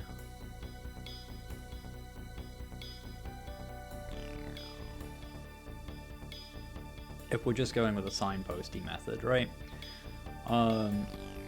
This is just an example. This is the first example off the top of my head, right? Player starts, like, here. Goal is here. Okay, so they're gonna run over here, not really knowing anything about what's going on. Jump into this and realize that this is like a translucent thing, but it's positioned in such a way that it like becomes clear that like, you know, they want to go over it. Maybe even this goal, it's like here, and it's some obvious shiny thing, you know, like your world heart, right? That you obviously need to get to, right? So you can probably see it. Like if your screen size is something like that or whatever, right? So you get to here. This is like translucent. It doesn't have a heart or whatever. You try and jump on it and you fall right through. Okay? And then the signpost will say something like, in order to cross this gap, you need to give this a heart, or something like that, right? Maybe there's one nearby you can find. Use the right trigger to absorb hearts, or something like that, right? Weird because you've got like manual aiming and stuff like that. The explanation there, you might have to put a few more words in it, I don't know. It's a little tricky to explain all that at once. You do have a tricky mechanic to explain that, I'll give you that much. Because it's just kind of fiddly, you know? And then you can get out of here, and you've not really got anywhere else to go, so you go back to the start, and you might remember just seeing this thing just floating around back here that looks similar to this thing, only just like more vibrant or whatever that you stood on.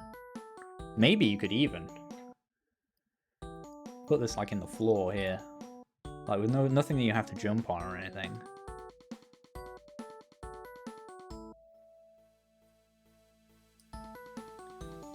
Or maybe even just repeat that gap. You know?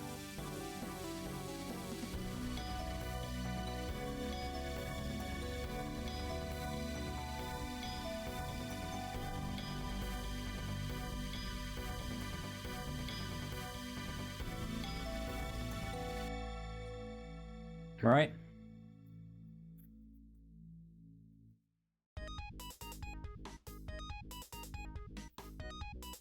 And going back, I think seeing it and then being like, oh, could be a cool moment. So like actually going back for it would be cool. Yeah, you could put it down in the pit as well. You just have to be a little bit just harder to wrangle where exactly it would go. Maybe in the floor or something, you know, I don't know.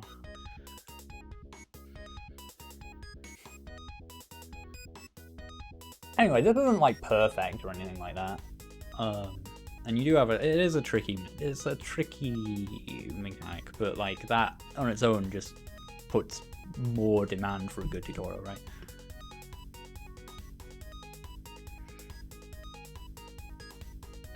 And then, you know, that's one text box, or maybe two, I don't know, maybe you have something up here that's like just... Maybe this explains like you can search for things using the right trigger and to see if they have a heart. And yeah, I don't know what that means right away. But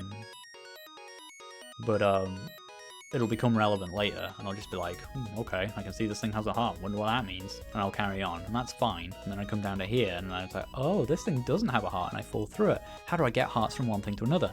And then this thing just tells me, oh, press this button to absorb, to do that. And then I go, oh, I have all the information I need now, and I know where that other thing is. I'll go back, get that thing, put it in this heart, I'll cross over the gap.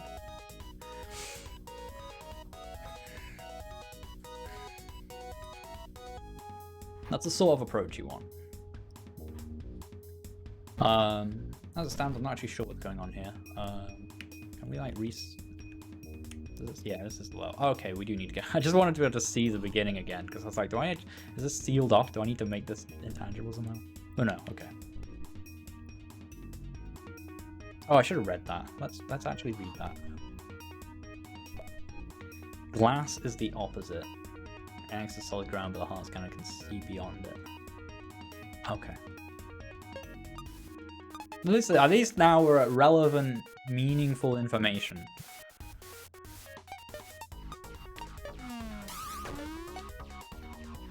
Do I actually... Yeah, I suppose I do need to go and do what I did in order to get that heart. I probably will need it. Oh, but I don't have to actually build the whole thing. So you can grab it while we're falling. Oh, did I need it for this as well? Well, probably not. I could have probably done this with two. Yeah, because I could have come to here, done that. But what I will do is do this, probably for later. No, don't have to fly.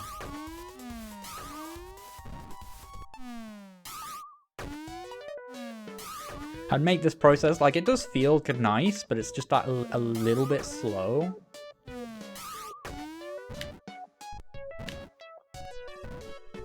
I think I'd make it more of like a, no, just nice and quick.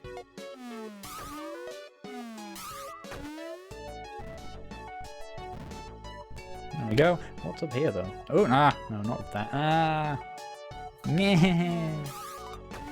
So now I have to do this again. I get the feeling there's nothing up there and it's just a bit decorative and messy. Okay, it's not really that bad. It just sort of looks, because of how open it is, like there might be something up here. It's actually not as bad as I thought.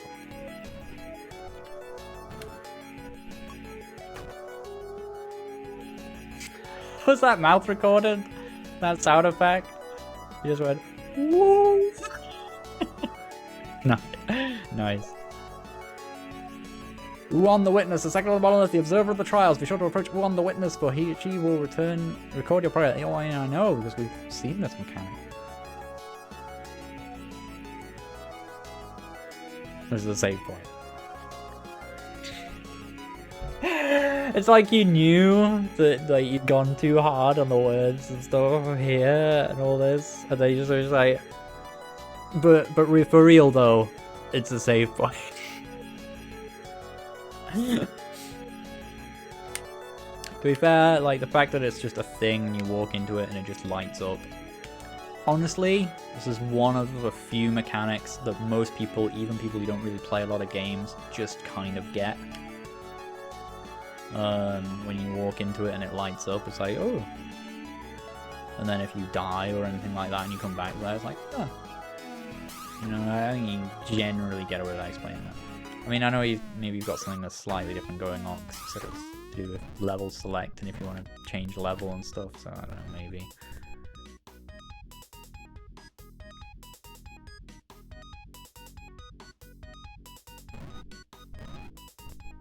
I actually just stopped reading that. I should probably have finished reading that. Because now I can't get it back. See, the problem with these tutorials, if I actually skip them or something like that, I can't get them back. So, like, if it did contain important info, the only way for me to actually get it back is to restart the level. Am I stuck?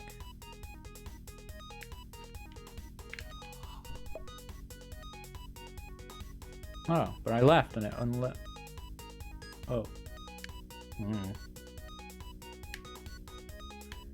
Can't see through the floor. Wait, how did I even get up again? Oh. I like this mechanic.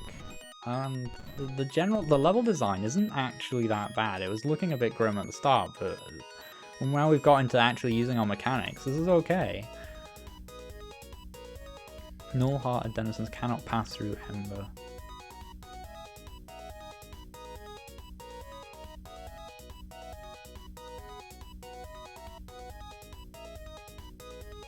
What's the glamour principle?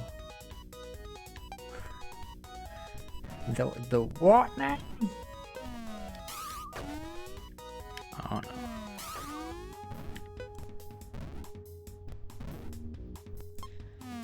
Yeah, your character sprite just doesn't match everything else. I know you said it was temporary, but oh no!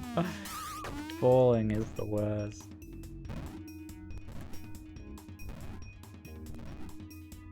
It's the worst feeling in a platform game, and it's why you should generally try and avoid it in your level design. There's like big areas of big vertical drops that can happen, where if you fall through like 3 different areas and you're somewhere totally different. It's like a huge problem.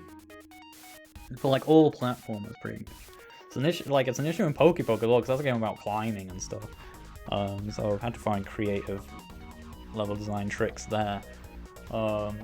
And the game, what's it called? Getting Over It, Planet Body's game, basically leverages that horrible feeling into an entire video game, which is very clever. But it is a problem. I've kind of lost track of what's going on, but I think we've seen enough of this now. Let's go to here. What's going on? Oh my god, we're still introducing things. Principles of clay and glum. Okay. Too many mechanics, too many words. I don't think we have to say too much more about the tutorialization. But the mechanics, when we finally get there, the mechanics are good, and the like post early but just pre-mid level design is all right. I think it starts to get messy when you're trying to like you've got like 100 mechanics and it's a bit of a headache, but it's all right. Introduce it slower, more carefully. Cliff. I'll see it later.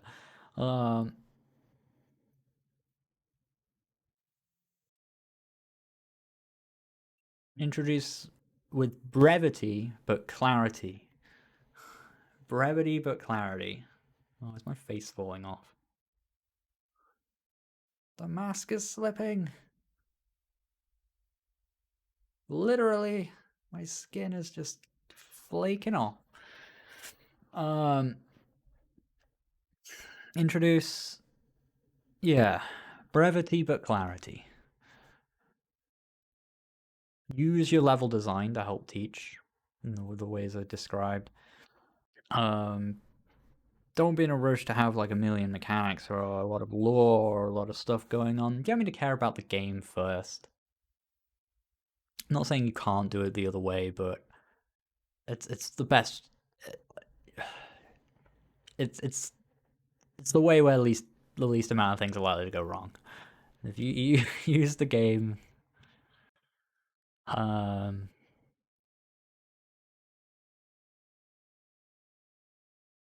generally speaking, good job. A lot of work clearly went into that, and it's good. Eventually.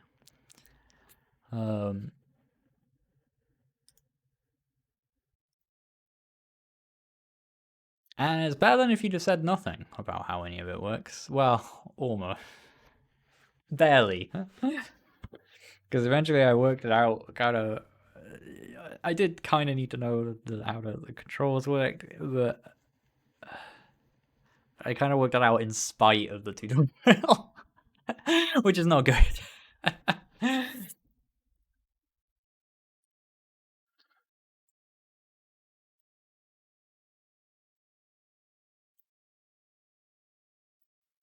But nonetheless, well done. Thank you for the submission.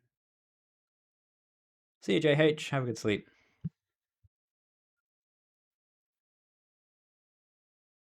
Well, why are we so zoomed in? Reset. Tiny World Racing. As a compressed zip, please.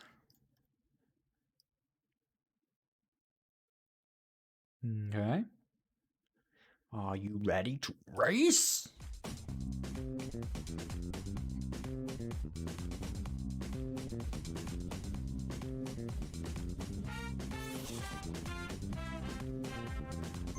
Digging the music.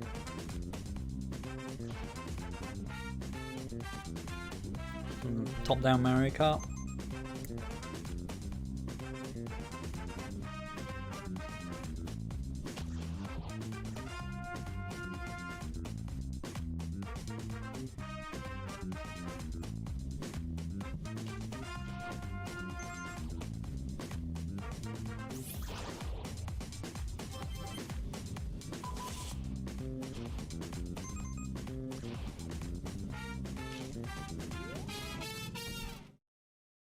Was that car going backwards in the end?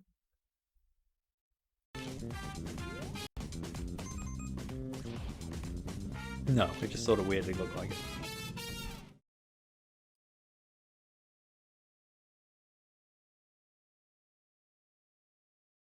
Oh, see, this checkered ink? Yes, it is.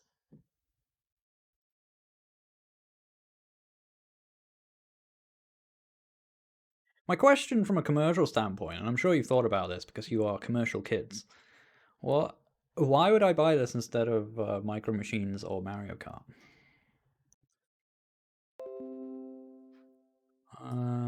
Where's it extracted? Oh, there we go.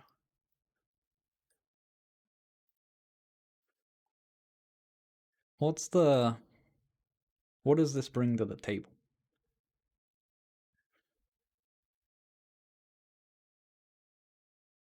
It's cheap and it's fun. That is not a bad argument.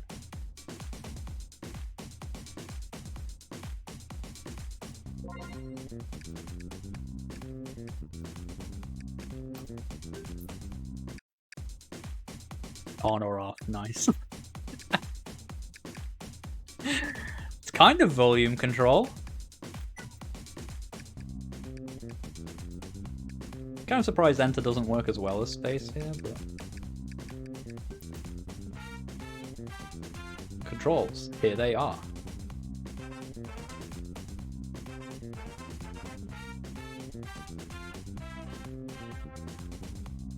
What does steering forwards do? Steer with up and down as well as left and right. If accelerate is Z and Y. Just potential confusion that can exist there is all I'm worried about. It's like if you tell people like the controls for steering and controlling your vehicle are WASD or the arrow keys, there might be the general assumption that your acceleration is W and up, and S and back or decelerate. Maybe those work as well. I don't know.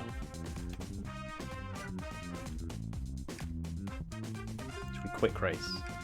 Green Machine, Red Robin, Bubble Car, Dark Saloon.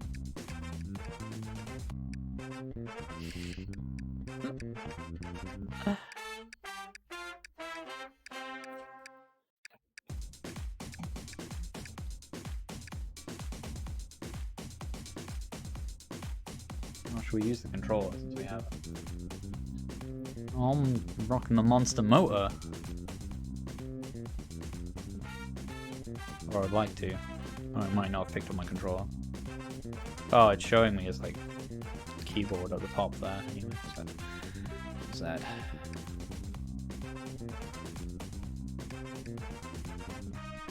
Z and Y? Hang on. Hold up. Let me go back. What are my controls? Oh, Z and X, but Y also. Okay. Why would it be Y? What? What? It's like not near any of the other buttons. I'm just moving my hands around the keyboard, trying to think what combination of the German. Oh, okay, different keyboard layouts? Alright. Okay. Z and X then, okay. Oh, back again. Use item C, okay. C and V, alright.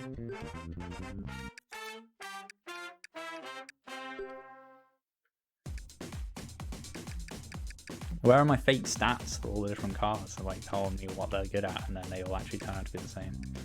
Clover Cup, Daisy Cup, Thistle Cup, Rose Cup, Bouquet Cup. That's a... Never heard of cups described in that way. What are you... Simple circuit. Alright.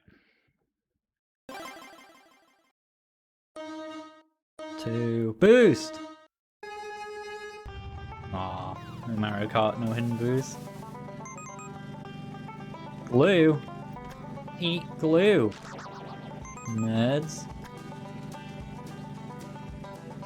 I'm cheating. When it's not like a kart race anymore, it does just gotta have this feeling that items are just outright just cheating at racing.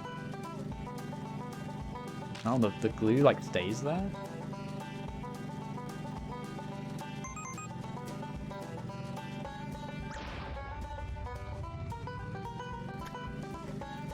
See, in my head, like, I mean, this is good, by the way, but, like, in my head, there's no market for something like this, but I think there is, isn't there? I see these kind of things succeed a lot. And I'm always like, who's buying them? But they out there, I think. Just because in my head, I'm just like, well, this is like, it's like a Mario Kart Lite pretty much minus the personality of those games. At least on Switch, more of a market there. Interesting. I don't know, man. You guys know way more about that stuff than me. I can't really criticize or comment.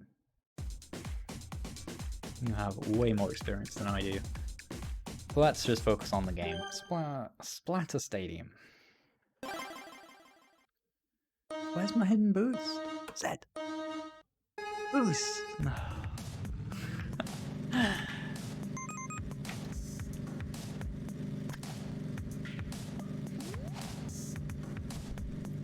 While we're talking cars, like, they're just the nice little things they do, are things like, you know, the little slot machine effect when you pick up an item.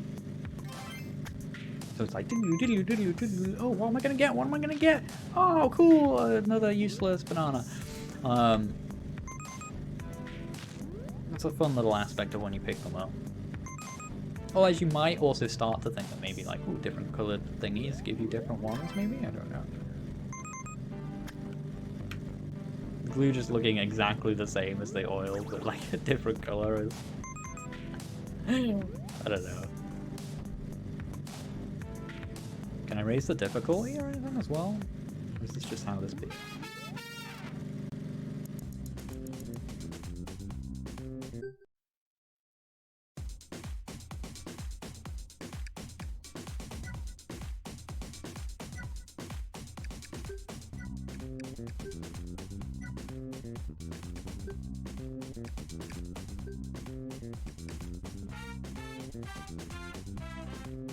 Oh right, I thought I was still going through that, but it's like going one at a time.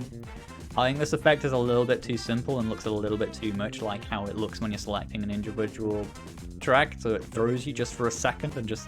It's not like a huge UX problem or anything, you work it out in like a few seconds, but like just a little bit like, at first.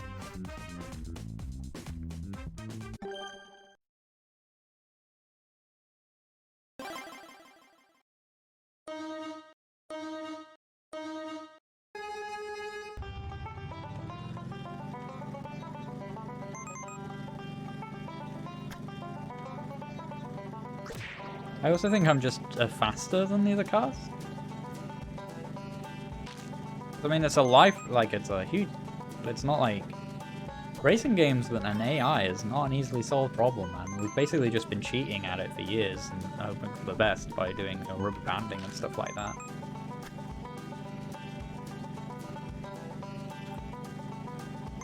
It's such like a mask for the fact that we haven't really worked out how to do racing games.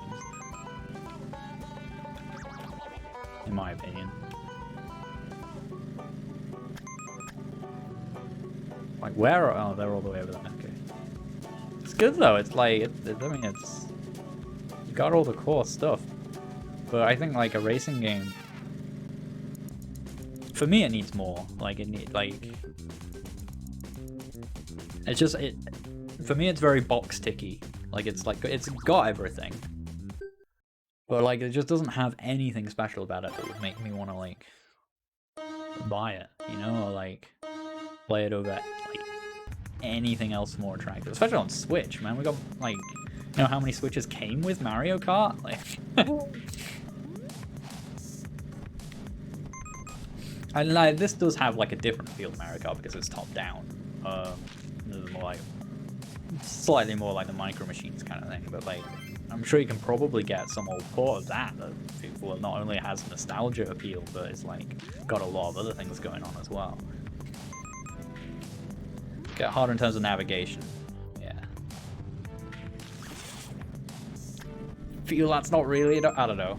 No, I know for a single player experience. I think probably this would lean on like, I don't know, this is a cheap thing, grab it on Switch because it's probably on 99% off, like 100% of the time, because that's the Switch market, and or buy it for some kids or whatever, you know. Yeah, I can see it doing all right. But if we're just talking about criticizing the game, for me, it just doesn't have enough of, I don't know. like it's good, but it's like very technically good, you know? Like it's ticked all the boxes, it's aesthetically nice, it's functional, but it feels a bit factory line produced, you know?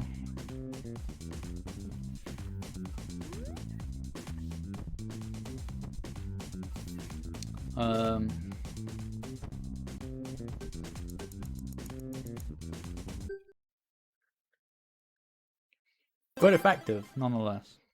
Now, let's quit that cup. Oh, I kind of want to see what happened when your cup finishes. Is this the last track? Or is this no, this is like the third one, isn't it? No! Oh no. It's all over now. Oh gosh. It does get harder. What's that do? Is this because I'm further behind and getting different items? F.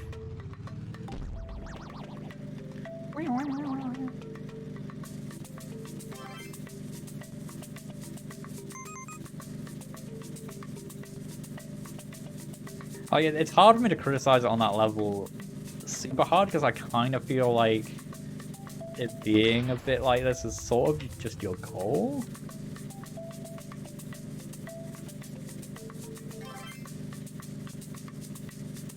Like, I feel like I'm saying it and you're probably sat there going, yeah, we know, but you know, this is what we were aiming to make. And it probably succeeds as far as your goals for it. Ah!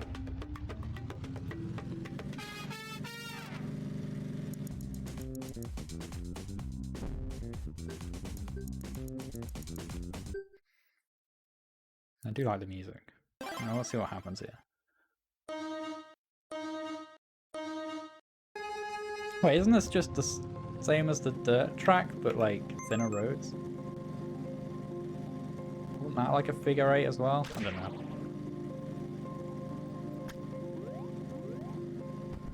I actually kind of like how the oil and stuff lasts for ages, so that like it's actually I have to think a little bit about where I put it because I'm gonna have to steer around it again myself.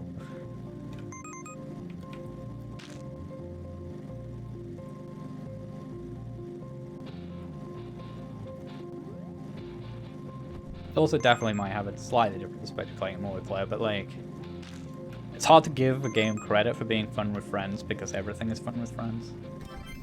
Like that's like it's like the free bingo square, you know?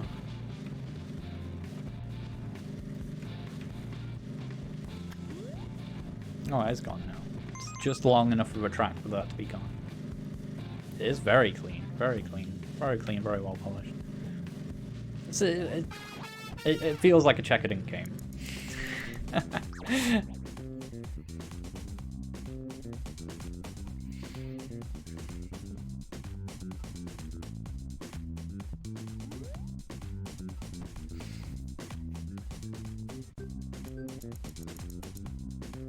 My feeling with your games in general is like, yeah, they tick all the boxes. They're always generally very clean, very polished. They've spent their time. You've spent your time in the right places to make a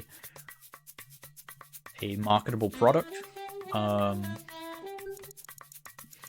they do tend to lack in personality and spark, and feels like not much love went into them sometimes. I don't necessarily mean that in a bad way, or in a particularly bad way. I think one of my favorite games with you guys was the one you made about like I don't know if it was you guys together or if it was just Dan who made. It was like a weird partitioning puzzle game about gerrymandering. I think that was you guys. Blood, sweat, and tears, but no love. Yeah, that's kind of how it. Yeah, which like I respect it. I respect the hustle. I respect the grind and the willingness. I wish I had it. I wish I could do that. I wish I could use the skills I have to build clean, simple, polished games, ship them, move on, ship them, move on, and make things work like that. I just can't do it. I don't know. But yeah, I think you do remarkably well on like the polish and stuff like that. I think the games just can end up being a bit shallow just because you lean so heavily on getting it, ticking all the boxes, getting it done, and getting it out the door. Because there's just like little extra quality of life things that start to be a bit missing just because they weren't fundamental to getting it shipped. It's like you're like the complete opposite, the complete polar opposite of that Dark Souls like top-down game that's like spread itself super thin and just like hasn't gotten like any polish on anything and is just way like super scoped but like just full of like love and enthusiasm. But you're just like the complete other end of that where like you cut everything down to exact like the cleanest roundest shape, like it slots in, like you just got everything that's super necessary and vital for it to work, and just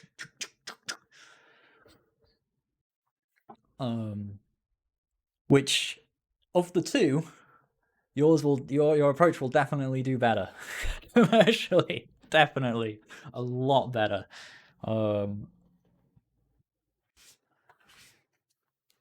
But I would love to see maybe one day just sort of bring it a little bit back the other way. Just a little bit. Dare to be wild.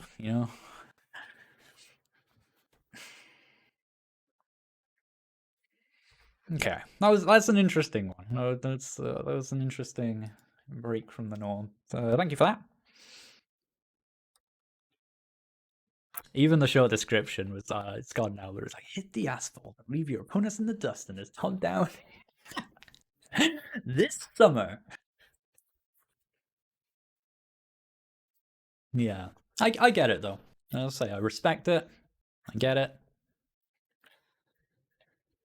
I'm keeping on. It's just I don't have much else to say about it because on every other level, yeah, nailed it.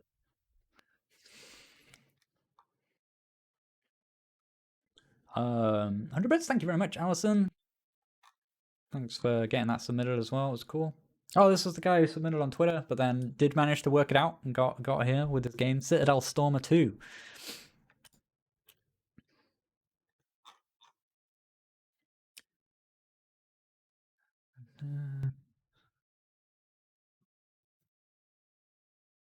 Yeah, I really liked Districts from you guys because like it had all of like your usual kind of like polish and stuff behind it, but it like not just because it was political or whatever, but it said something from you guys.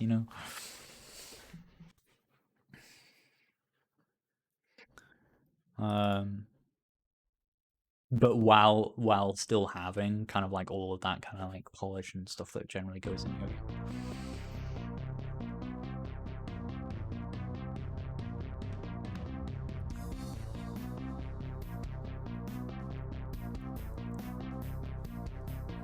Yeah, exactly. And you could sense it in the game. You have no. I don't believe you.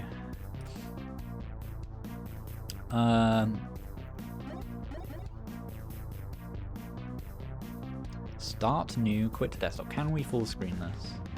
If I press Alt Enter. Yeah, god damn it, I knew it. So many of these games like Alt Enter will go to full screen, but it will also select the option on the menu. Oh, I lost the folder.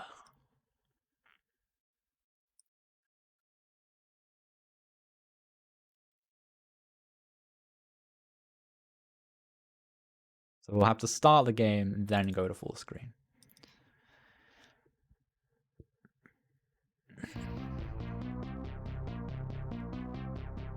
Sean, do I think it is possible to make money by making clone games of simple arcade, mobile, etc. classics and selling them on Steam? Yes, but it is a grind and a hustle. You've got to be good at it.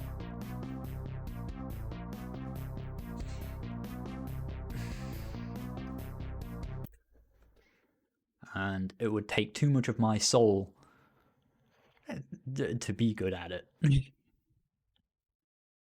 Because the people are out there and do it, and they make it look easy, but it isn't. Okay, full screen. Okay, the GUI's not scaling with it. That's okay. Citadel Stormer 2 game demo version 1.1. What was Citadel Stormer 1? By HeartSwap and pixeltroid. This game is under development. Follow on Twitter. Press space. World 1, Level 1. Oh, is it resized now? Seems like it has.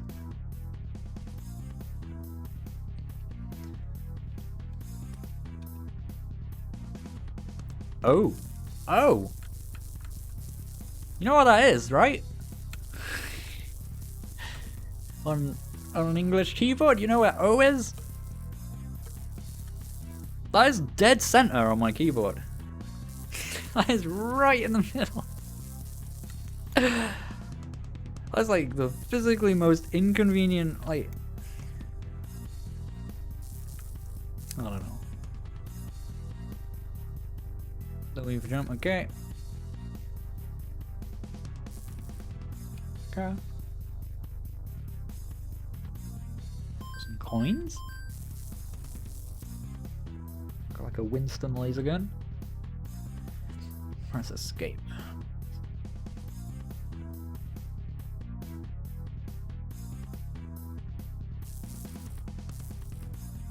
Okay, strange scientist. What? I don't really have any context here at the start, but it's not necessarily the worst issue. Variable jump height. Reserve judgment for now. Oh, I thought I double jumped, but I just couldn't tell that this kind of blended into the background a little bit for me, and I couldn't really see that they were there. Very clear now.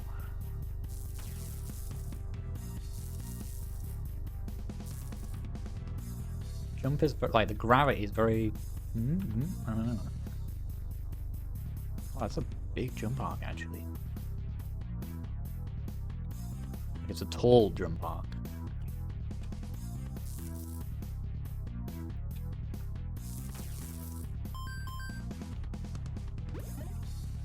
Switch gun. Okay. Oh, and that actually has limited ammo. Okay. These are, like, I don't mind these text boxes. They hang around for a long time.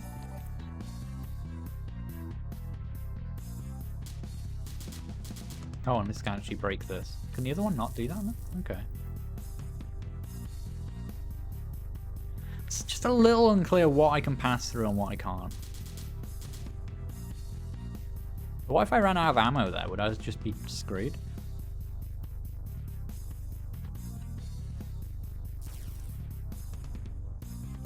Force field is blocking out, just compel him. Okay.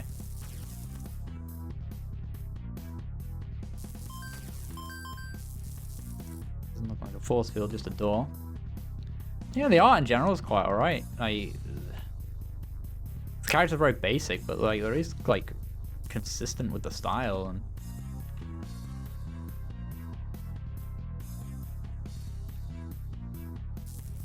The guns look nice. I like this little effect as well. It's quite nice, satisfying. I'm guessing at full life, so I can't pick that up. The way things break apart is very cool.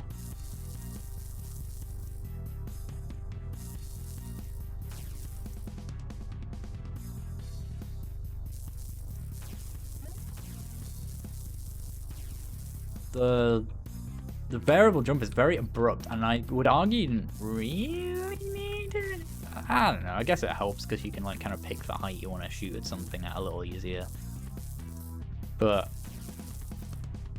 the abruptness of it is crazy. I think I wouldn't, like, you're setting your speed to like 0 or whatever rather than like, I don't know. Oh, it takes me forever to just move my hand back because I'm like, where is the O key? And bit of a... That was a bit leap of faithy there. I couldn't see. It looked like I didn't know if this was a bottomless pit or not. Same again.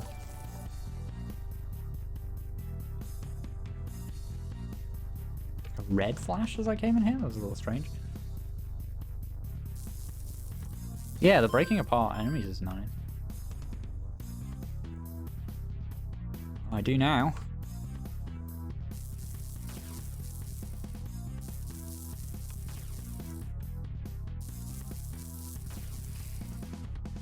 The coins do feel a little bit like, well, video games have coins. Like, they're not exactly like, they're just sort of measuring my progress through the level when you think about what they actually, like, represent here. I think what might have been more interesting is just lives, just in hard-to-reach places. That would have just been like, ooh, or like heavily defended places or something, and oh no.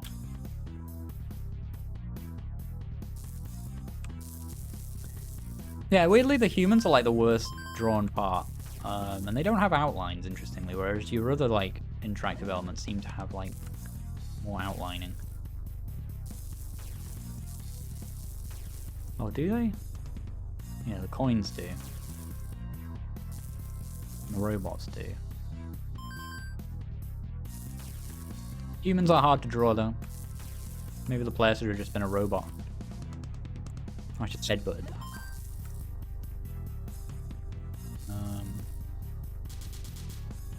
Why O?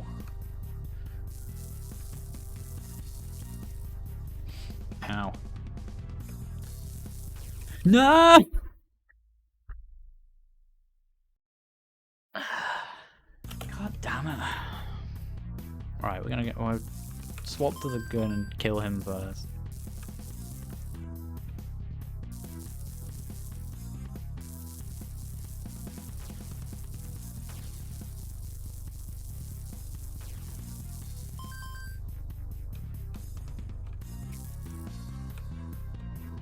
I'm just getting lazy now. Ah!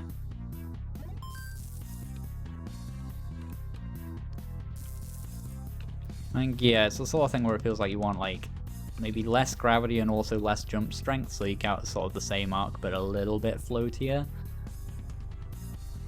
It's a bit too direct. Like, it feels like you're moving at, like, constant speed, almost.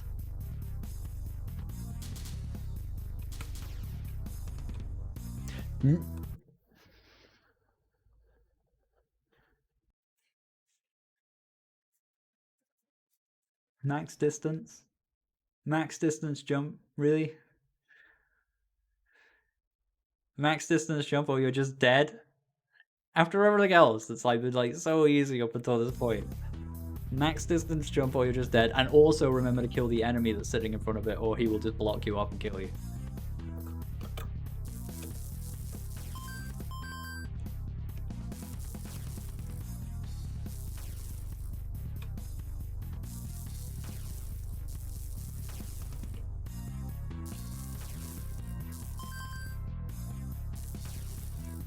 Stupid game.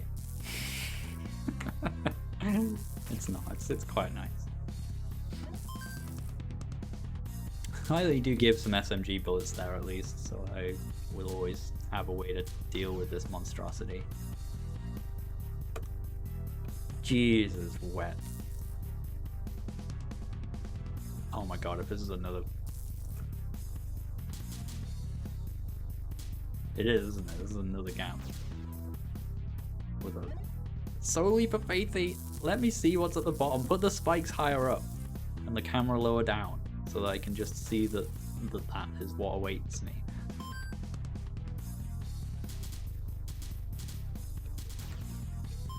You get so far in and then just like 3 in a row of just like screw this up and you start the whole thing again.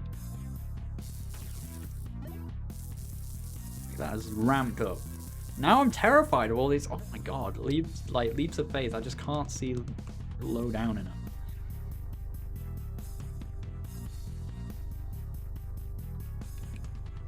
Very meta. The way he moves is cool. How do I open this door? Man, how do I... Oh, I don't know. I don't know how those doors work. Any jump over? Not like I can tell. That's... No. No, there is not.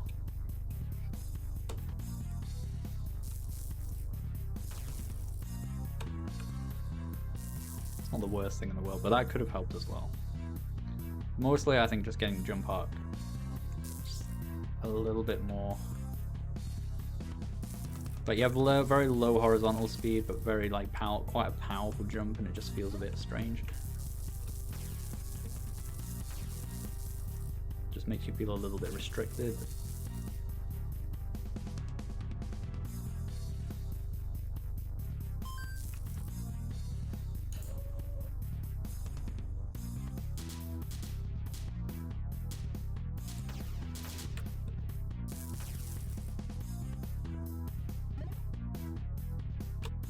Oh no, I'm scared of these spikes. I think I'm just gonna headbutt one of these things and fall right into them. This level's so huge! Oh no, I'm gonna die in a sec.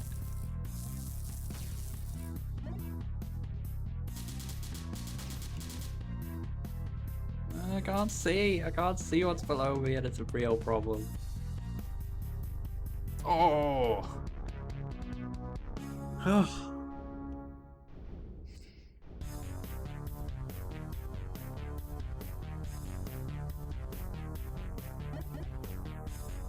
This is pretty good though. Really, all things considered. I like the background, the parallax is nice. Honestly, if it weren't for the dopey humans, like, everything would look really good as well. And like, the art style is really consistent and otherwise and so on, so it's at the point where I'm willing to actually criticize the specific things that look a little bit bad. Other than the fact that you can't seem to decide whether or not you want hard black outlines on things or not. Pick a rule. Make a rule about what should have black outlines or what shouldn't have outlines and stick to it. Be consistent across the board. That rule should not be just coins and robots. Everything else interactable is just whatever you feel like.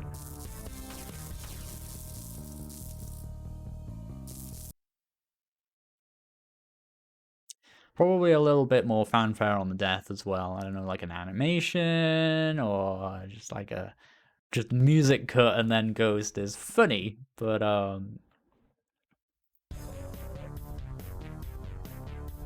little bit blunt.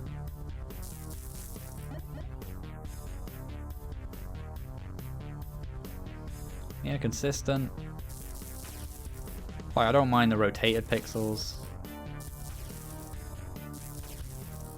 Like, for the sake of that effect, like, it's worth it. Get quite a lot out of that effect.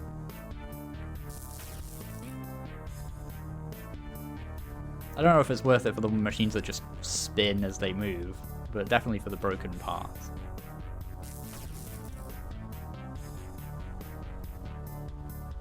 Ugh. You'd need this many like max distance jumps, which I think would be helped if maybe you just had a bigger horizontal distance on your jump arc and a little less vertical. But then that also requires level redesign, etc.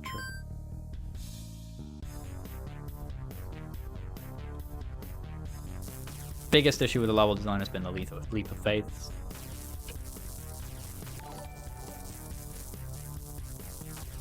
But honestly, like, it's pretty good. Oh god, I thought they were solid and they were not.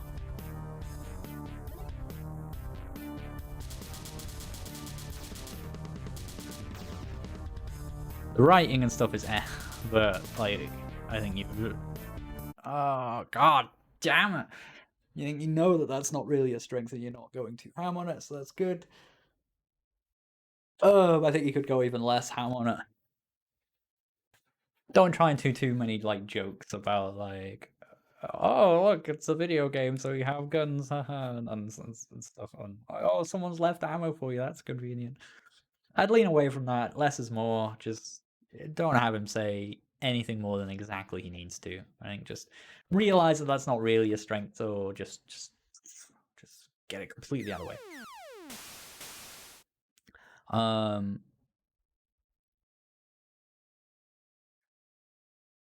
But that's good. That's very good actually. Very like just generally quite polished. Just the plain stuff of it is good. The level designs are like it's a bit it's touch and go, but generally okay.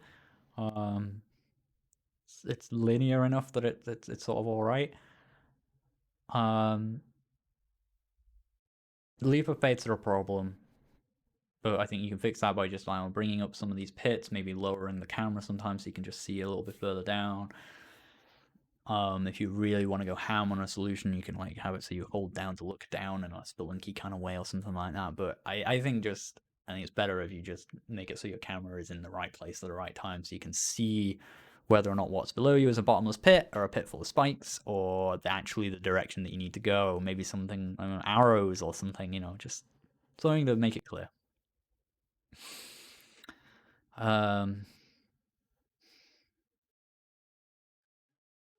I would swap the human out for a robot, make him a Mega Man cyborg, I don't know, or something like that. Because these robots and stuff like that are drawn really, really, like, it all looks really cool.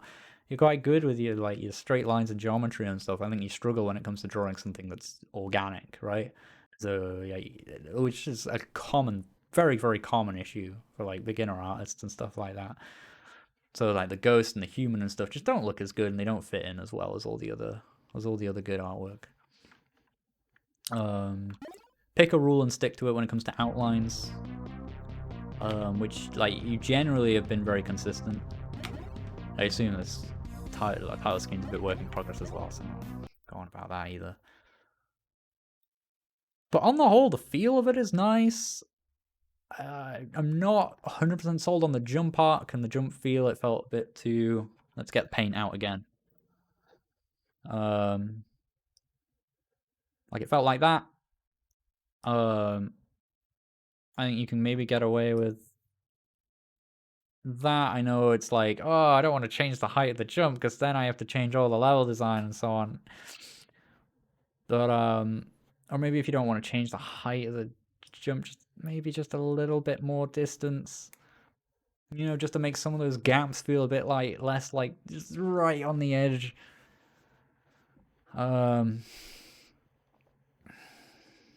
Jump buffers would help as well, but I think it's easier to just play with your numbers and get that to feel a bit nicer.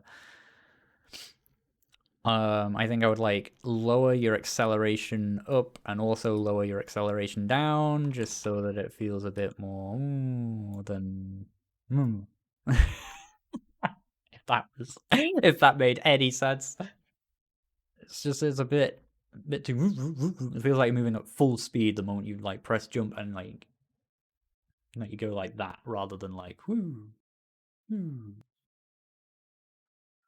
Like you should jump up, slow down as gravity starts to impact you to a point where you're still, and then slowly accelerate, and then be like at max speed when you're about hitting the floor again, right? Whereas it feels like you're kind of at max speed from start to finish. Like you've got kind of like a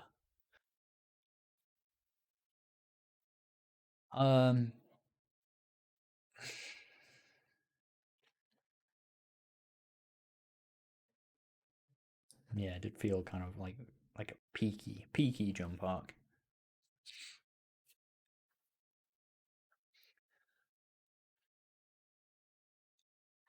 But the guns felt very nice. The fighting felt good, and your game is primarily about running, jumping, and shooting. And so for the shooting to feel good, that's a lot of what you needed. So it's a good job. I like this kind of like a bit like a Game Boy box. Like it's cute.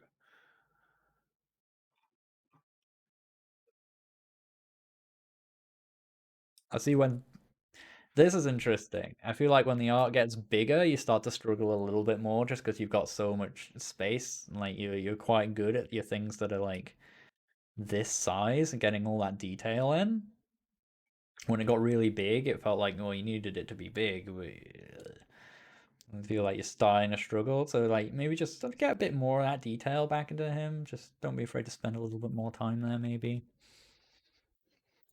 But anyway, I'm not getting too specific now. Let's move on. Thank you very much for that. That was cool. Keep it up. On to TypeFormer by ooblies.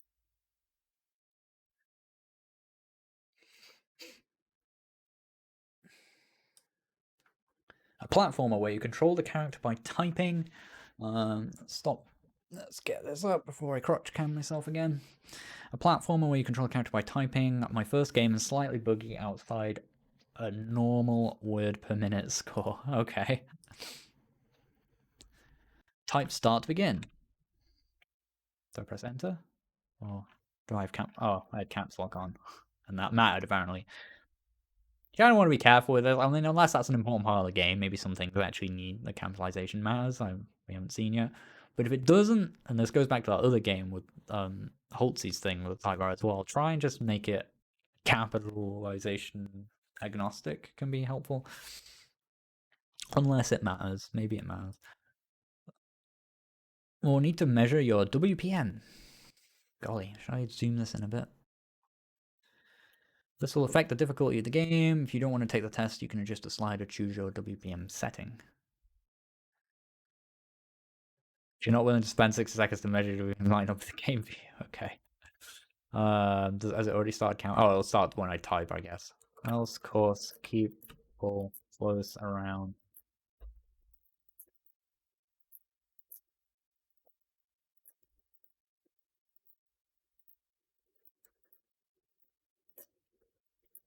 Oh no.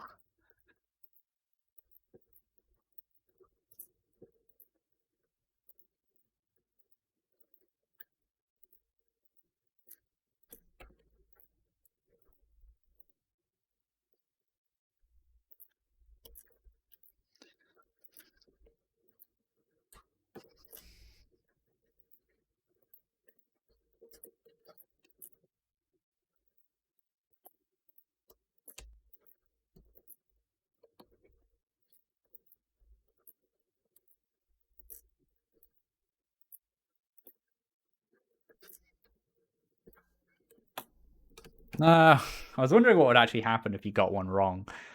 Like along the way, like does I need you to go back? What if you got one wrong and didn't notice you got it wrong? Like I have a lot of questions about how that kind of worked, but I feel I've set that too high for myself. Like I was like, oh, it's a challenge, and now it's gonna make the game hard. Let's see. Type right to run right. Oh, okay, interesting. Right, I see. Don't touch the red. Don't understand.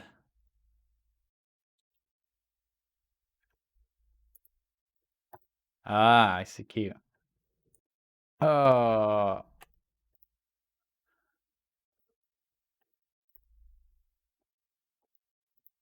that's hard. Oh, are you kidding me?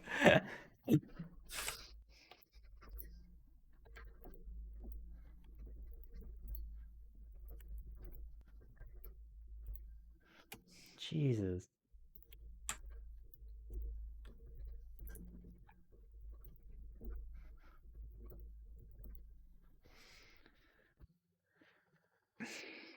I don't know, is it? I was wondering that. I doubt it, though. Oh my god, it is.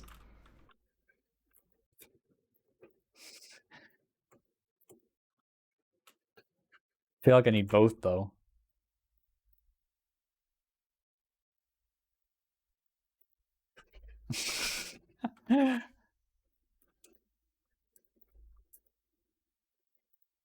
Like, even copying and pasting, I'm not quick enough.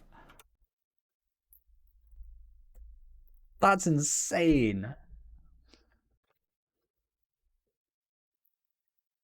Like, is my WPM just too high here?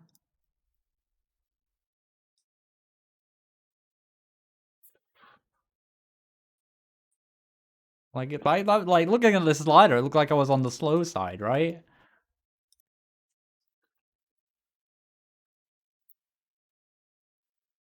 But that was like unplayably fast.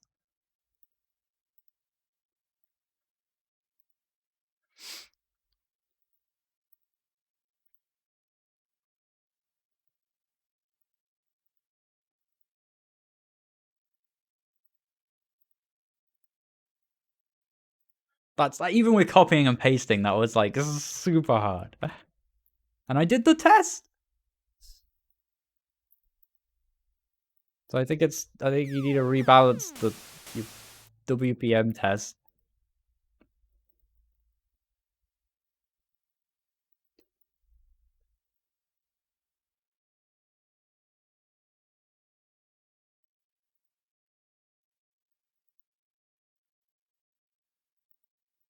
Oh my god, okay, we just have to time that.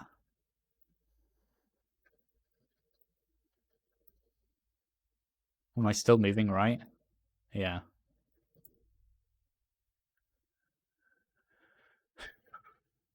Okay.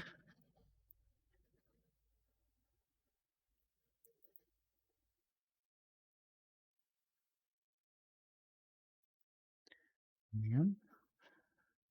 Yeah, cut you. Is this intended? It almost feels like it's intended that you do this. I don't know how I would do this any other way. Like, I can't even do it fast enough.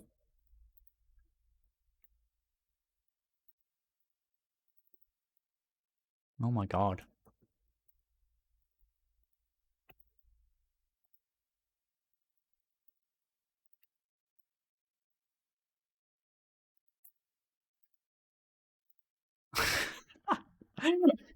That's crazy. Little buffer, right? But oh my god, okay.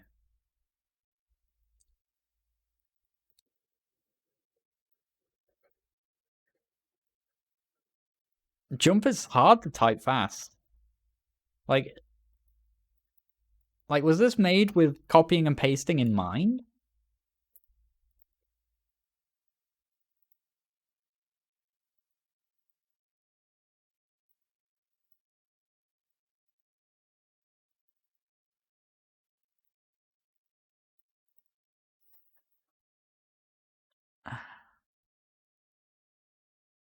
A 100. Yeah, that's.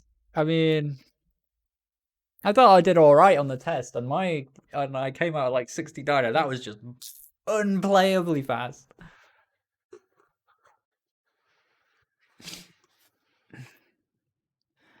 Huh. Let's. I mean, let's try. I mean, I already did this.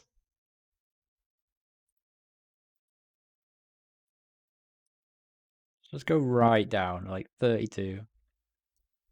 Like, it is like the right approach to like measure it, because obviously if people type way faster and you type way faster, but like what's a normal DPM or WPM? I don't know. Average 50 to 80. An average professional typist usually in speeds of 50 to 80 WPM. I'd say, like, I've used a keyboard for a while. I think I think it's 70 or whatever. It's like reasonably high. Like 110. I think you're a bit of an outlier.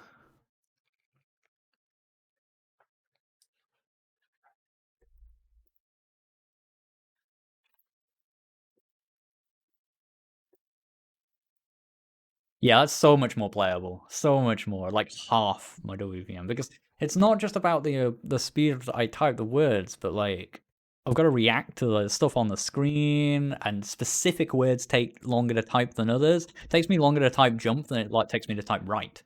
Like right is really quick. Jump is a bit more awkward because I'm doing it all on my right hand, because like J, U, M, and P are all on the right hand side of the keyboard. So my left hand doesn't get involved for that. So I'm just like sure other people, I don't know, maybe have more advanced techniques, or maybe I don't know, to get it done quicker. But because that's all over there, I'm doing that on one hand, so that's going to be way slower.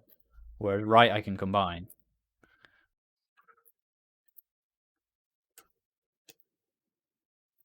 Is gravity lower though?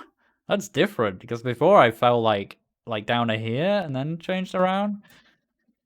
So now this is like actually requires different strategy.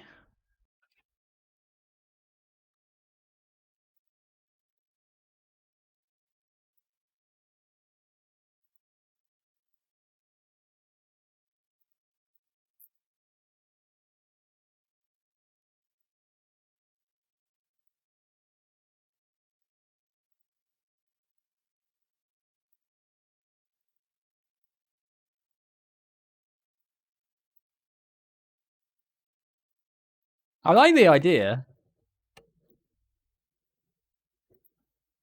Oh, almost. It's like pixel perfect if you can do that.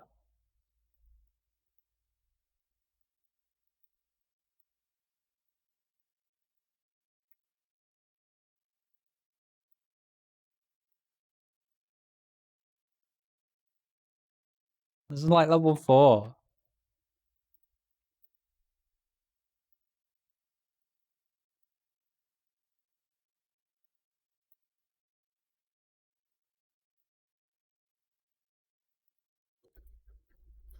Can't believe even with cheating it was too hard.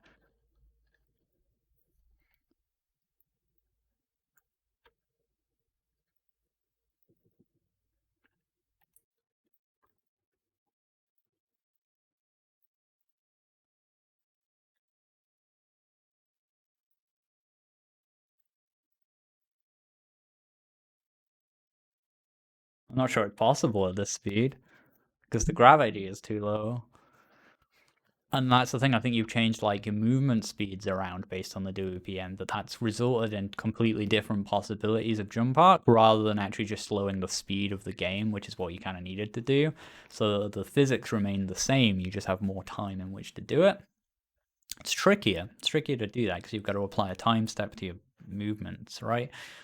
While keeping the numbers basically the same. You're just computing less of it per frame, right?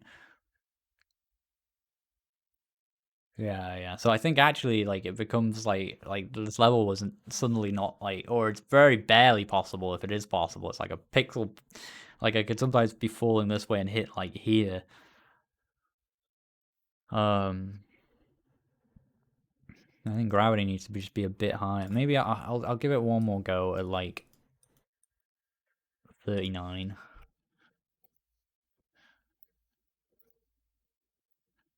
See, it opens nice and chill, like and then suddenly it's like whoa.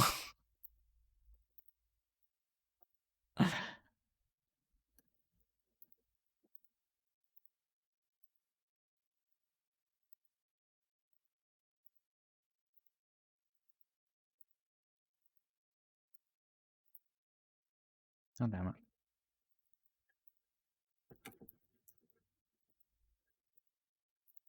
it! Forgetting what I have on the clipboard. No.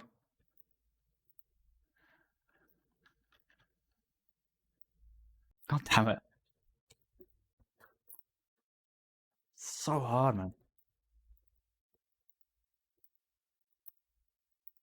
Ugh. Right. Um.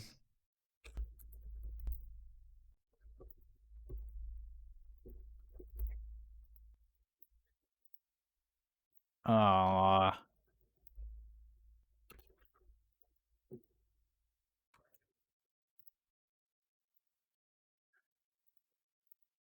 Hey. I like how it kept jump unlocked though this whole time. I like this idea a lot. It's just yeah, it's insanely hard. I feel like it probably didn't need to be.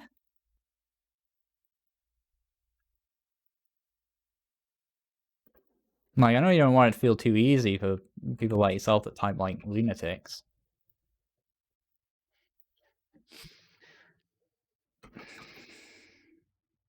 Not at all, because I don't. Dark Soul, the way people use that, it's the Dark Souls of X to denote something hard. What is Dark Souls the Dark Souls of? I don't understand.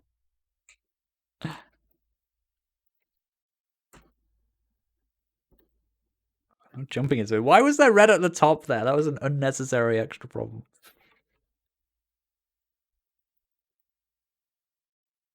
Oh yeah, we kind of need jump on control pace for this one. Sometimes pressing enter doesn't work there.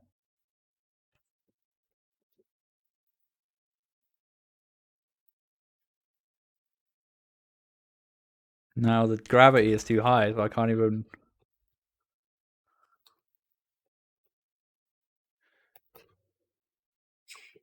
make it. Yeah, so in order to make this work with your WPM scaling, which is a good idea and probably the right way to do it, firstly, the scaling is completely off and you've just sort of guessed at the numbers.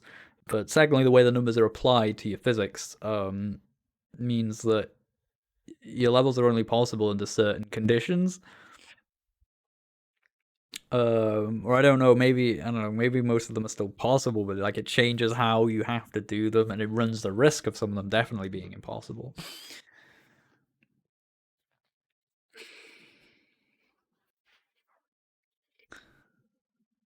But I do like the concept of like typing really fast to do things, but there's too much. It's too specific, physicsy wrangling stuff. You needed to scale up way slower. You could have had a lot more just chill, simple levels where you're just enjoying the novelty of controlling with the typing, just to bring you into it before going mental with this kind of stuff. Because it flew off the deep end really quick, even with low WPM. You measured my WPM to be about 70, which is about 2.5, over 2 times the WPM at which the game for me is actually playable. So I guess that says everything. I just have showed the game. You type letters, you type things, and do them, and then you fall in red, and you go, this is too hard, and then you close the game. But thank you nonetheless. That was it didn't seem very buggy, to be fair. It's just, yeah, you need, so the WPM needs tying, it needs to affect not really the frame rate as such, but like that's one way to do it, I guess. No, it can't affect that because you still need to be able to type. It has to affect. It has to run at a time step. You need a time step, like a delta time type of thing in there. So your physics remain the same, regardless of like the speed at which they're operating. In order to give the player more time to react to things.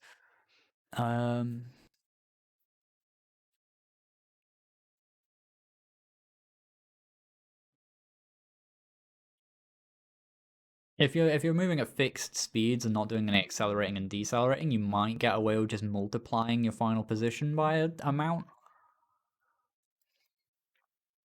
Like it looked like you weren't really accelerating. Well, no, you've got gravity and stuff going on, haven't you? I don't know. Juju did a talk that kind of vaguely explains how you do all that stuff.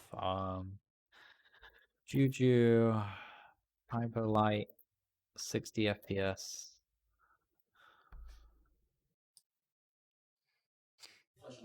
That's my face. I'm going to reveal to you the secrets of how we made Hyper Drifter.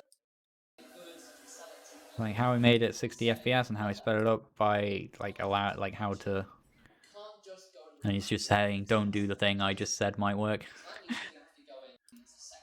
But he goes over a little bit of maths on how you can kind of make the delta time factor like apply to physics. So watch that, listen to it. Maybe you and Adam's have like you saw what I googled. That might help you out with the actual code you need to do that.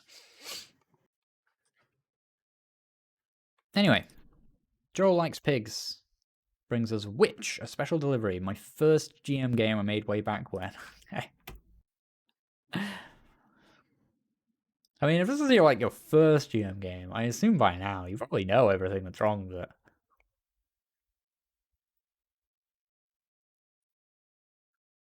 But nonetheless, I provide my service. So here I am. Where did this go? Oh, it's running.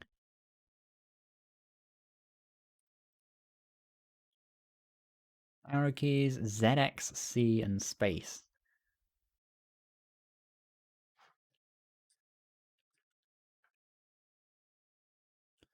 Well, I think full screening is distorting your art a little bit, but I'm just going to assume it otherwise looks consistent and nice and hope that it doesn't screw it up on stream too much.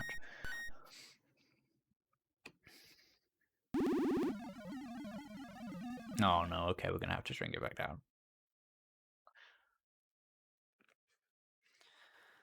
How can I do this? Hang on. No. No, it freezes it.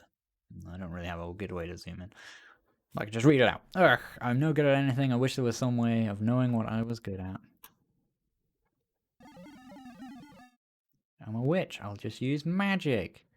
And there you go. That's what you're good at, right? Oh no, I need 3 eyes of Newt for this spell. Someone has just discovered text effects and they are having a good time.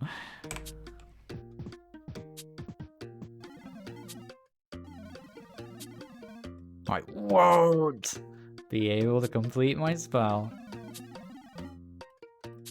I like the rotating head. The way the head spins.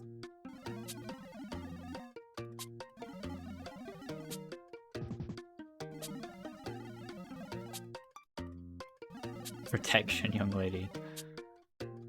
Find something useful.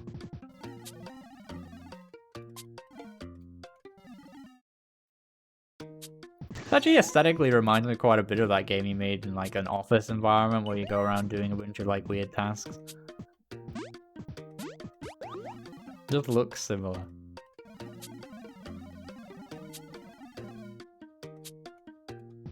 So I'm gonna throw these what?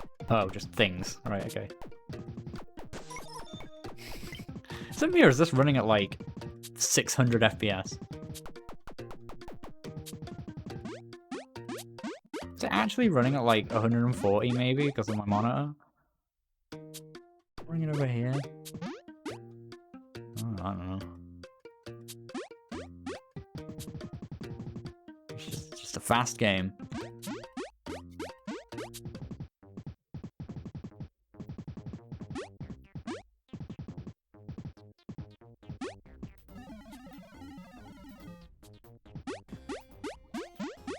So that is like...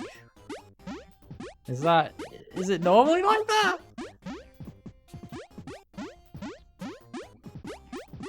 Or is this just running at some sort of like unlimited frame rate? You think it is? Like, you think it's normally like that?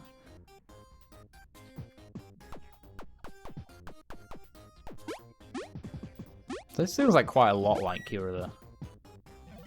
Walk around, talk to people, little cute icons, do tasks thing.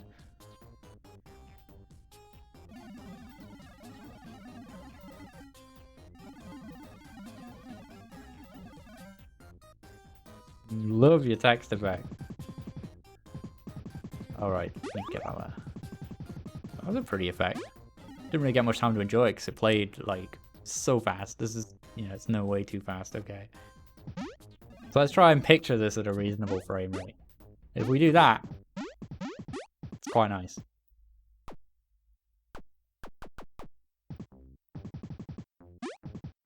But I can't jump high enough. Should I be able to jump higher? I don't know. Oh wait, he said he would do something, right?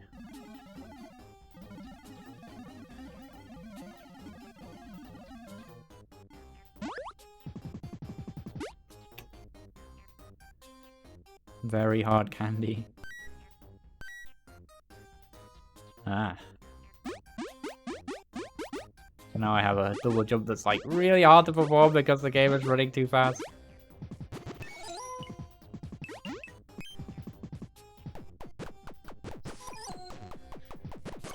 Why is it running so fast? Double speed. Yeah, that would make sense. I think it's actually, my guess is that you've done something to unlimit the frame rate. And everything is tied to the frame rate. And this is a 144 Hz monitor. And so when it runs on the screen, well, but if I move it to another screen, it's like the same, but like, that's because it's still thinking it can do that. I don't know. Because that feels like that's just over double, right? I don't know if there's any way. I don't know. I don't think there's any way I can fix that.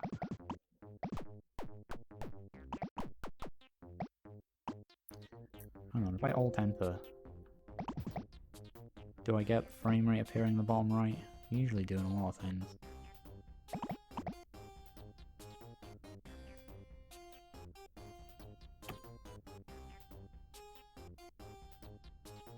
It's not showing up. I don't know how you get it to show up. It just usually in full screen games I get a little frame rate thing in the bottom left, right.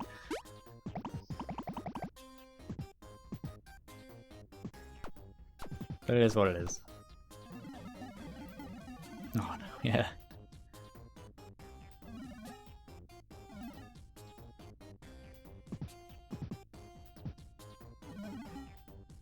Bridge out due to game mechanic. Oh gosh.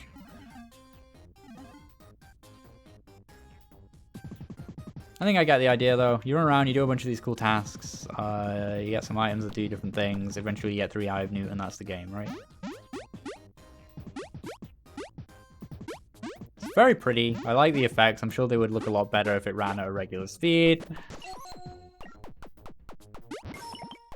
Oh, we can jump on the ring as well.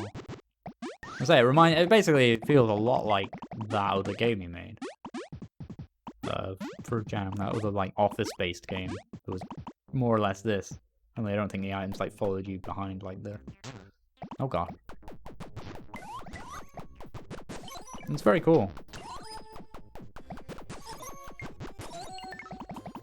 It's a little bit hard to play at this speed, so I think we're gonna turn it off. But like, I get the idea, and it's very good. It's very hard to give useful feedback because I'm just trying to have to picture it in a totally different light. Yeah, don't unlimit your frame rate. Don't do whatever it is you did. Nice that slopes work. You probably didn't need them. It's probably more effort than it was worth. But it's good to learn things. I like the inventory screen. I like the whole thing. I think this is really good. It is a shame it's just not working properly. I would have quite liked to play through this, but looks pretty. It's consistent, coherent.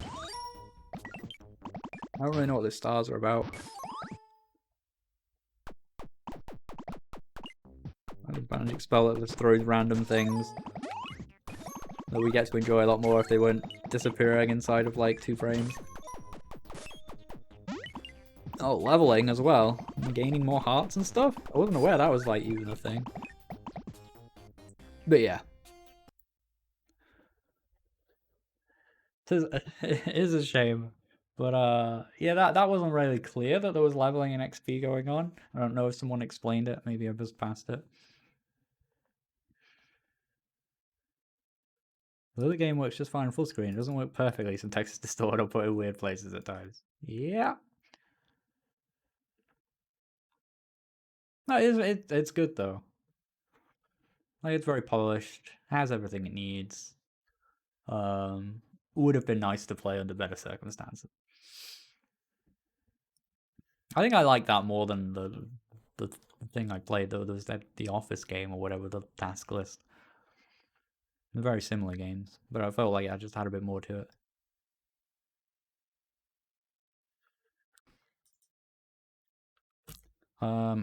Last up, but certainly not least, Jawsome3's game, Hoops and Gears. A small platformer demo I made earlier this year is a bit buggy, and the text in the opening is a placeholder. Jawsome's been waiting for a good 4 hours, or 3 hours now, probably 3.5, something like that.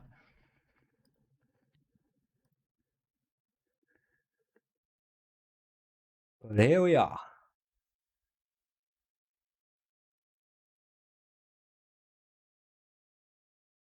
Two months and that was made over 3 days. Yeah, that'll do it. that'll make the difference.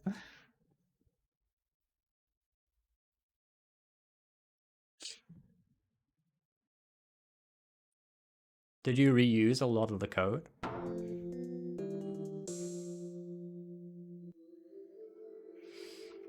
Or was that more, or was the jam thing you made later on more or less rebuilt?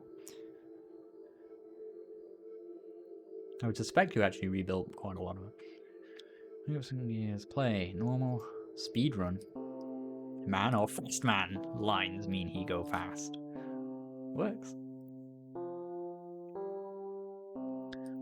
So I feel like I would put, just as a very minor UX thing, like I would probably put like have this now say windowed, And so you click to say what it does rather than what state you're currently in. Report bug. Oh, site can't be reached. I think just something screwy was in the URL.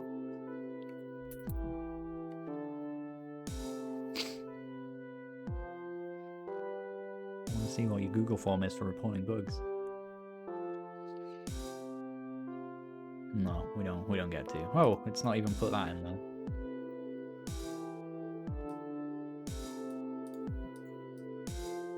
Yeah, it's like I'm not going mad. That is definitely a thing in URLs. There we go. Missing the colon and a weird thing appears at the start. I think, what was question mark? Isn't that like the thing for a space or something? I think it's including a space in the beginning or something. I'm not sure. Yeah, I like this. What caused the bug to occur? Did it crash the game? And if someone faces no, yeah, it just chuck that one in the bin. Who cares? We only care if it crashes the game, right? Feedback, similar form, I'm guessing. Do you get many? Have you had many takers? No, have you had a lot of that filled out? This world is in danger. The robots we built to help. Pixel art. Character, very big chunky pixels, thin, crispy HD text, soft, blurry particles. None of it quite matches. But what?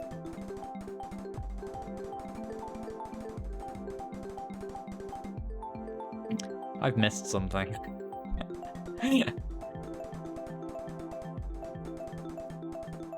Feeling this game's not wholly serious. No. So yeah, well, it's like not a bad idea. Maybe just wait until you actually have an audience or whatever before like setting up, like going through all the time so people off. It's a good idea. But like, the only reason I'm saying, oh, don't do that, just because, not because it's not a good idea, but just because, you know, that's time. Setting all that up and putting it in the game and putting a button in and making that button go to the form and so on. That's time that you could have just spent, I don't know, making some element of the game a bit better. AD space.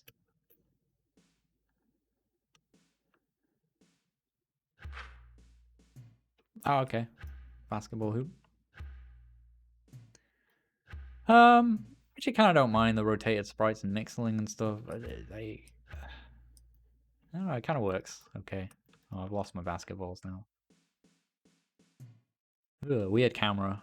Feels like that's trying to show me something down here.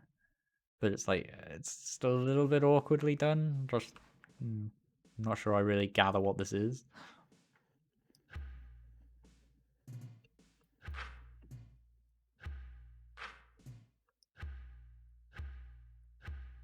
Not very good at basketball, it would seem.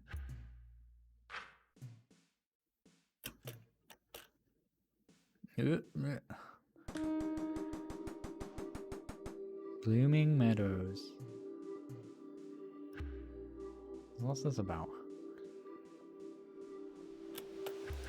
Whoa! What? Did I even get one in? What happened there? I'm guessing you just have to dunk these to kill them or whatever. Is that hurting me? Do I have a health?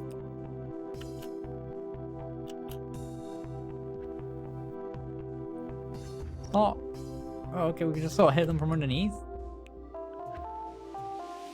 It's not really clear. So that's just how many you had at the time you got there? Is that what it's saving?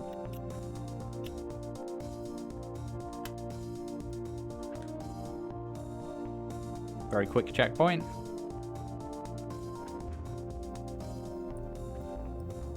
It's way easier to hit them from the bottom than to get them in. I don't know how intentional that is. Satisfying when you do get them in. Oh, right, we like bust it now. Oh, no!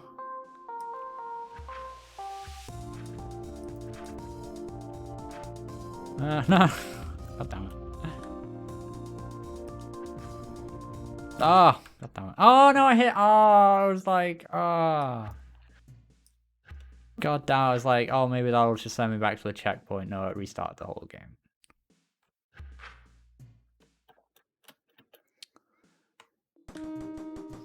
I should know better. Press R in a game maker game. Never press R in a game maker game. Unless they've explicitly told you what it does. Never guess what the key R will do in a random game maker game, ever. It's my own stupid fault.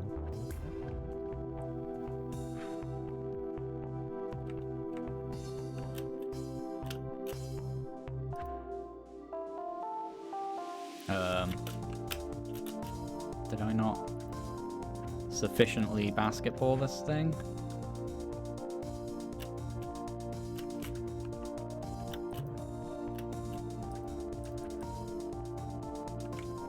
No.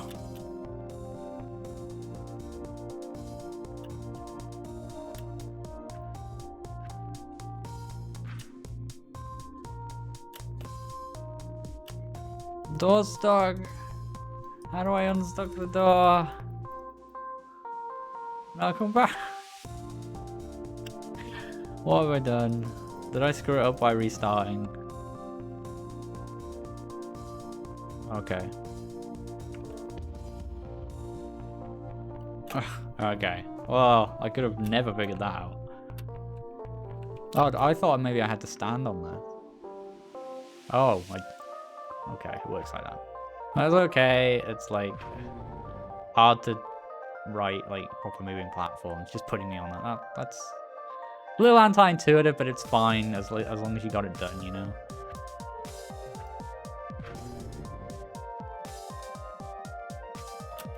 And space to get off. Okay. Like I'd rather you got it done and moved on than spent ages like trying to make it like a proper moving platform. This is weird, and I dig the weirdness a lot. Rock place. Under construction. Is this like the end? Is that like as much as exists so far?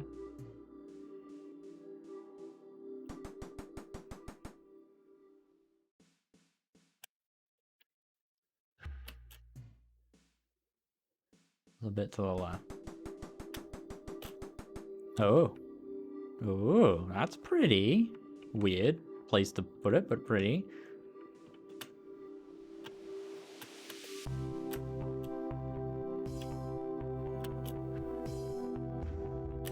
Satisfying when that works. You probably need to make it so it doesn't work so easily hitting things from underneath. Because you want oh god. You want players to like... I like this the thing where you control it with the... That's cool. It's very creative. I like it.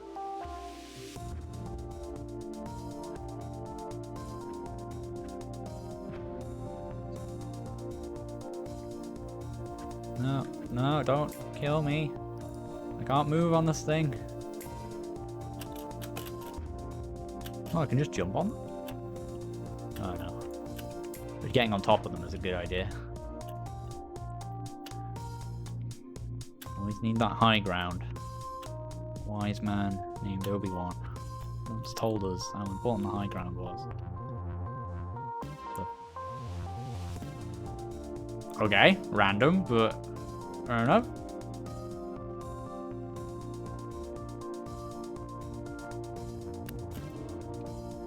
Oh, I'm back here now. Was I gonna keep going? That's about it. Okay. I actually really like this a lot. There's sort of like a lot of pixel art like inconsistency, but I actually don't mind it. It's sort of its style. This is why I always say that it's not about the pixels, because they're here in vast quantity.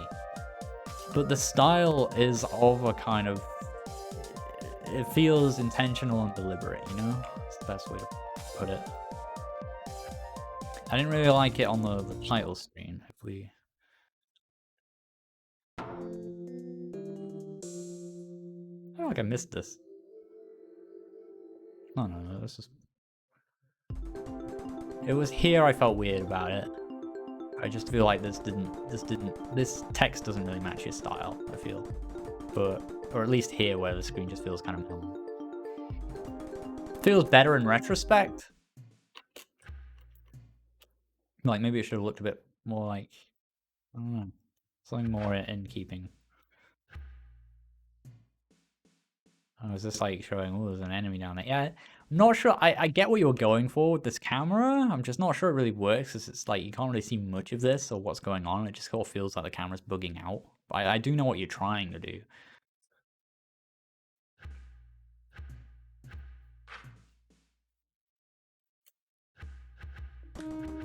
This like feels nice, the chuck the things and like the way it grows and stuff. Like it feels appropriate, you know?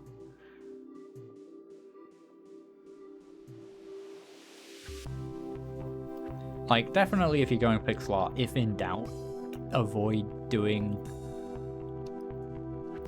inconsistent pixel sizes and stuff. But here is a good example of why it's not a hard rule and why very little things are a hard rule. Because here it works.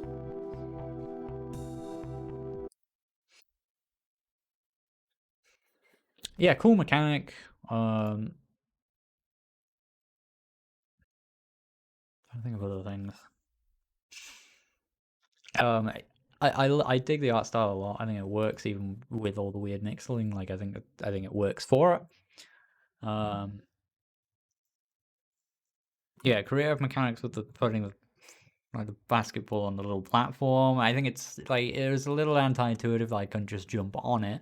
But honestly, like the amount of extra code and complexity that adds, I'm kind of glad you didn't go for that. You just made it, yeah, just press a button and stand on the thing. You just got to the important bit right away.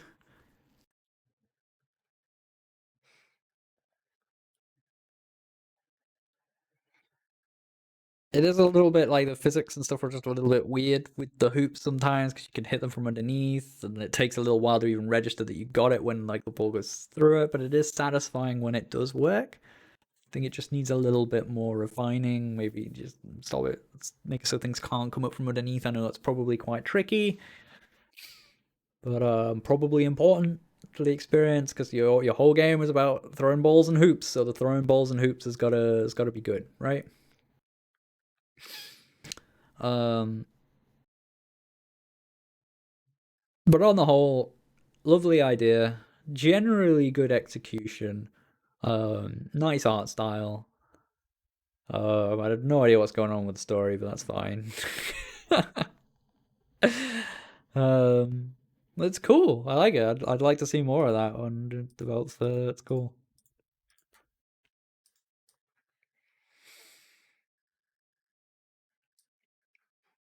I don't like. I wouldn't have bothered saying like. Not that it's a bad idea. The book report stuff. I think it's a good idea. Just for probably a little bit later down the road would have been. I'm not saying go in and take it out like by any means. I'm just saying that when you decided to spend the time doing that, it probably wasn't the time to spend time doing that. You know, that time could have been better spent on just more of the game. But I get like you want feedback, testing, you want to enable that. But I think just by giving it to people explicitly, like like you're doing here, and I think feedback is probably a better way to do that than like I don't know, just putting a form in and hoping like the people who play it will fill out those things. Especially if the links themselves don't quite work right. So there's probably some issues in the URL, just like some misspelling or something. Check how that works. Might be a browser thing as well. I don't know. But again, it's not something I'd worry about right now. Yeah, thanks for that. That was good. All generally good. Like there was a wide variety and a cool selection of Vidima games for a fun like 3-ish hours of VOD content for YouTube. Hello, everyone still watching on YouTube. of however many of you. Leave a comment. You watched all the way through the end. I want to know. I want to know how many people. Like these VODs don't get a lot of views, but I want to know how many of you on YouTube have watched all the way to this point.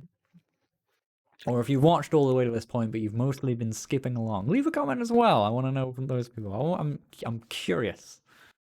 Like, curious. Does anyone just sit and watch these entire streams? Maybe they don't even watch them. Maybe you have them in a tab while you're doing something else. But I'm curious. I'm curious about how my audience responds to these VODs. I think most people just aren't that interested in them because they're just too long.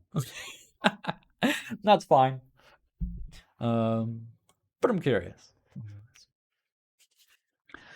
Anyway, thank you all for dropping by the stream. All 59 of you even. Is that enough? Should we look for a raid target? Is that a thing? Is that a thing the kids still do?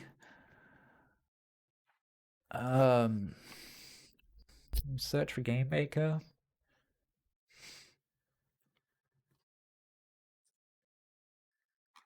No.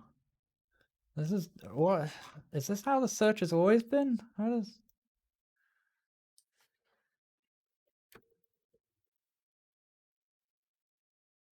game development? People who are live now.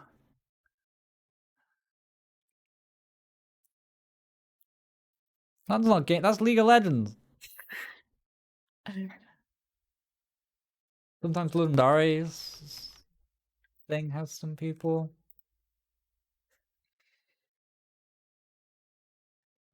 Lana Lux has appeared twice now.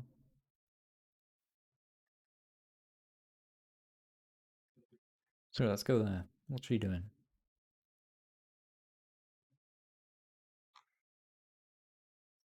Making a house. Live team live coders?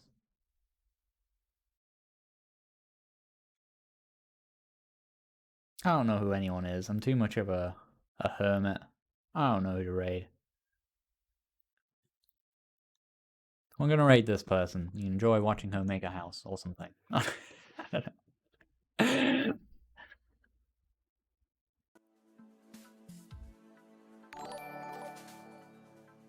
Who's it for? I want to know. Maybe on strain. Ooh. This looks cool. Alright. We're gonna raid this person. If I can remember how to do that.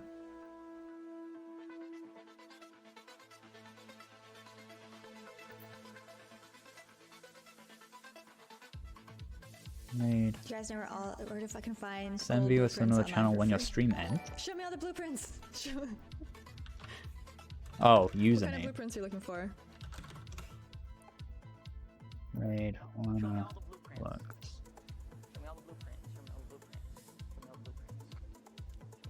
Anyone who has the Sean J. Lulu emote, go spam it as well. It's the best thing I can think of. 45 viewers are ready to raid Lanolux now. Does that end my stream when I click that button? Does anyone know? Anyone know how Twitch works? I hope an old boomer know how Twitch works. It ends my stream? Okay. In which case, thank you all very much for watching. I hope you're all... I don't know. What? I've got... There's something I meant to say. Something I meant to say.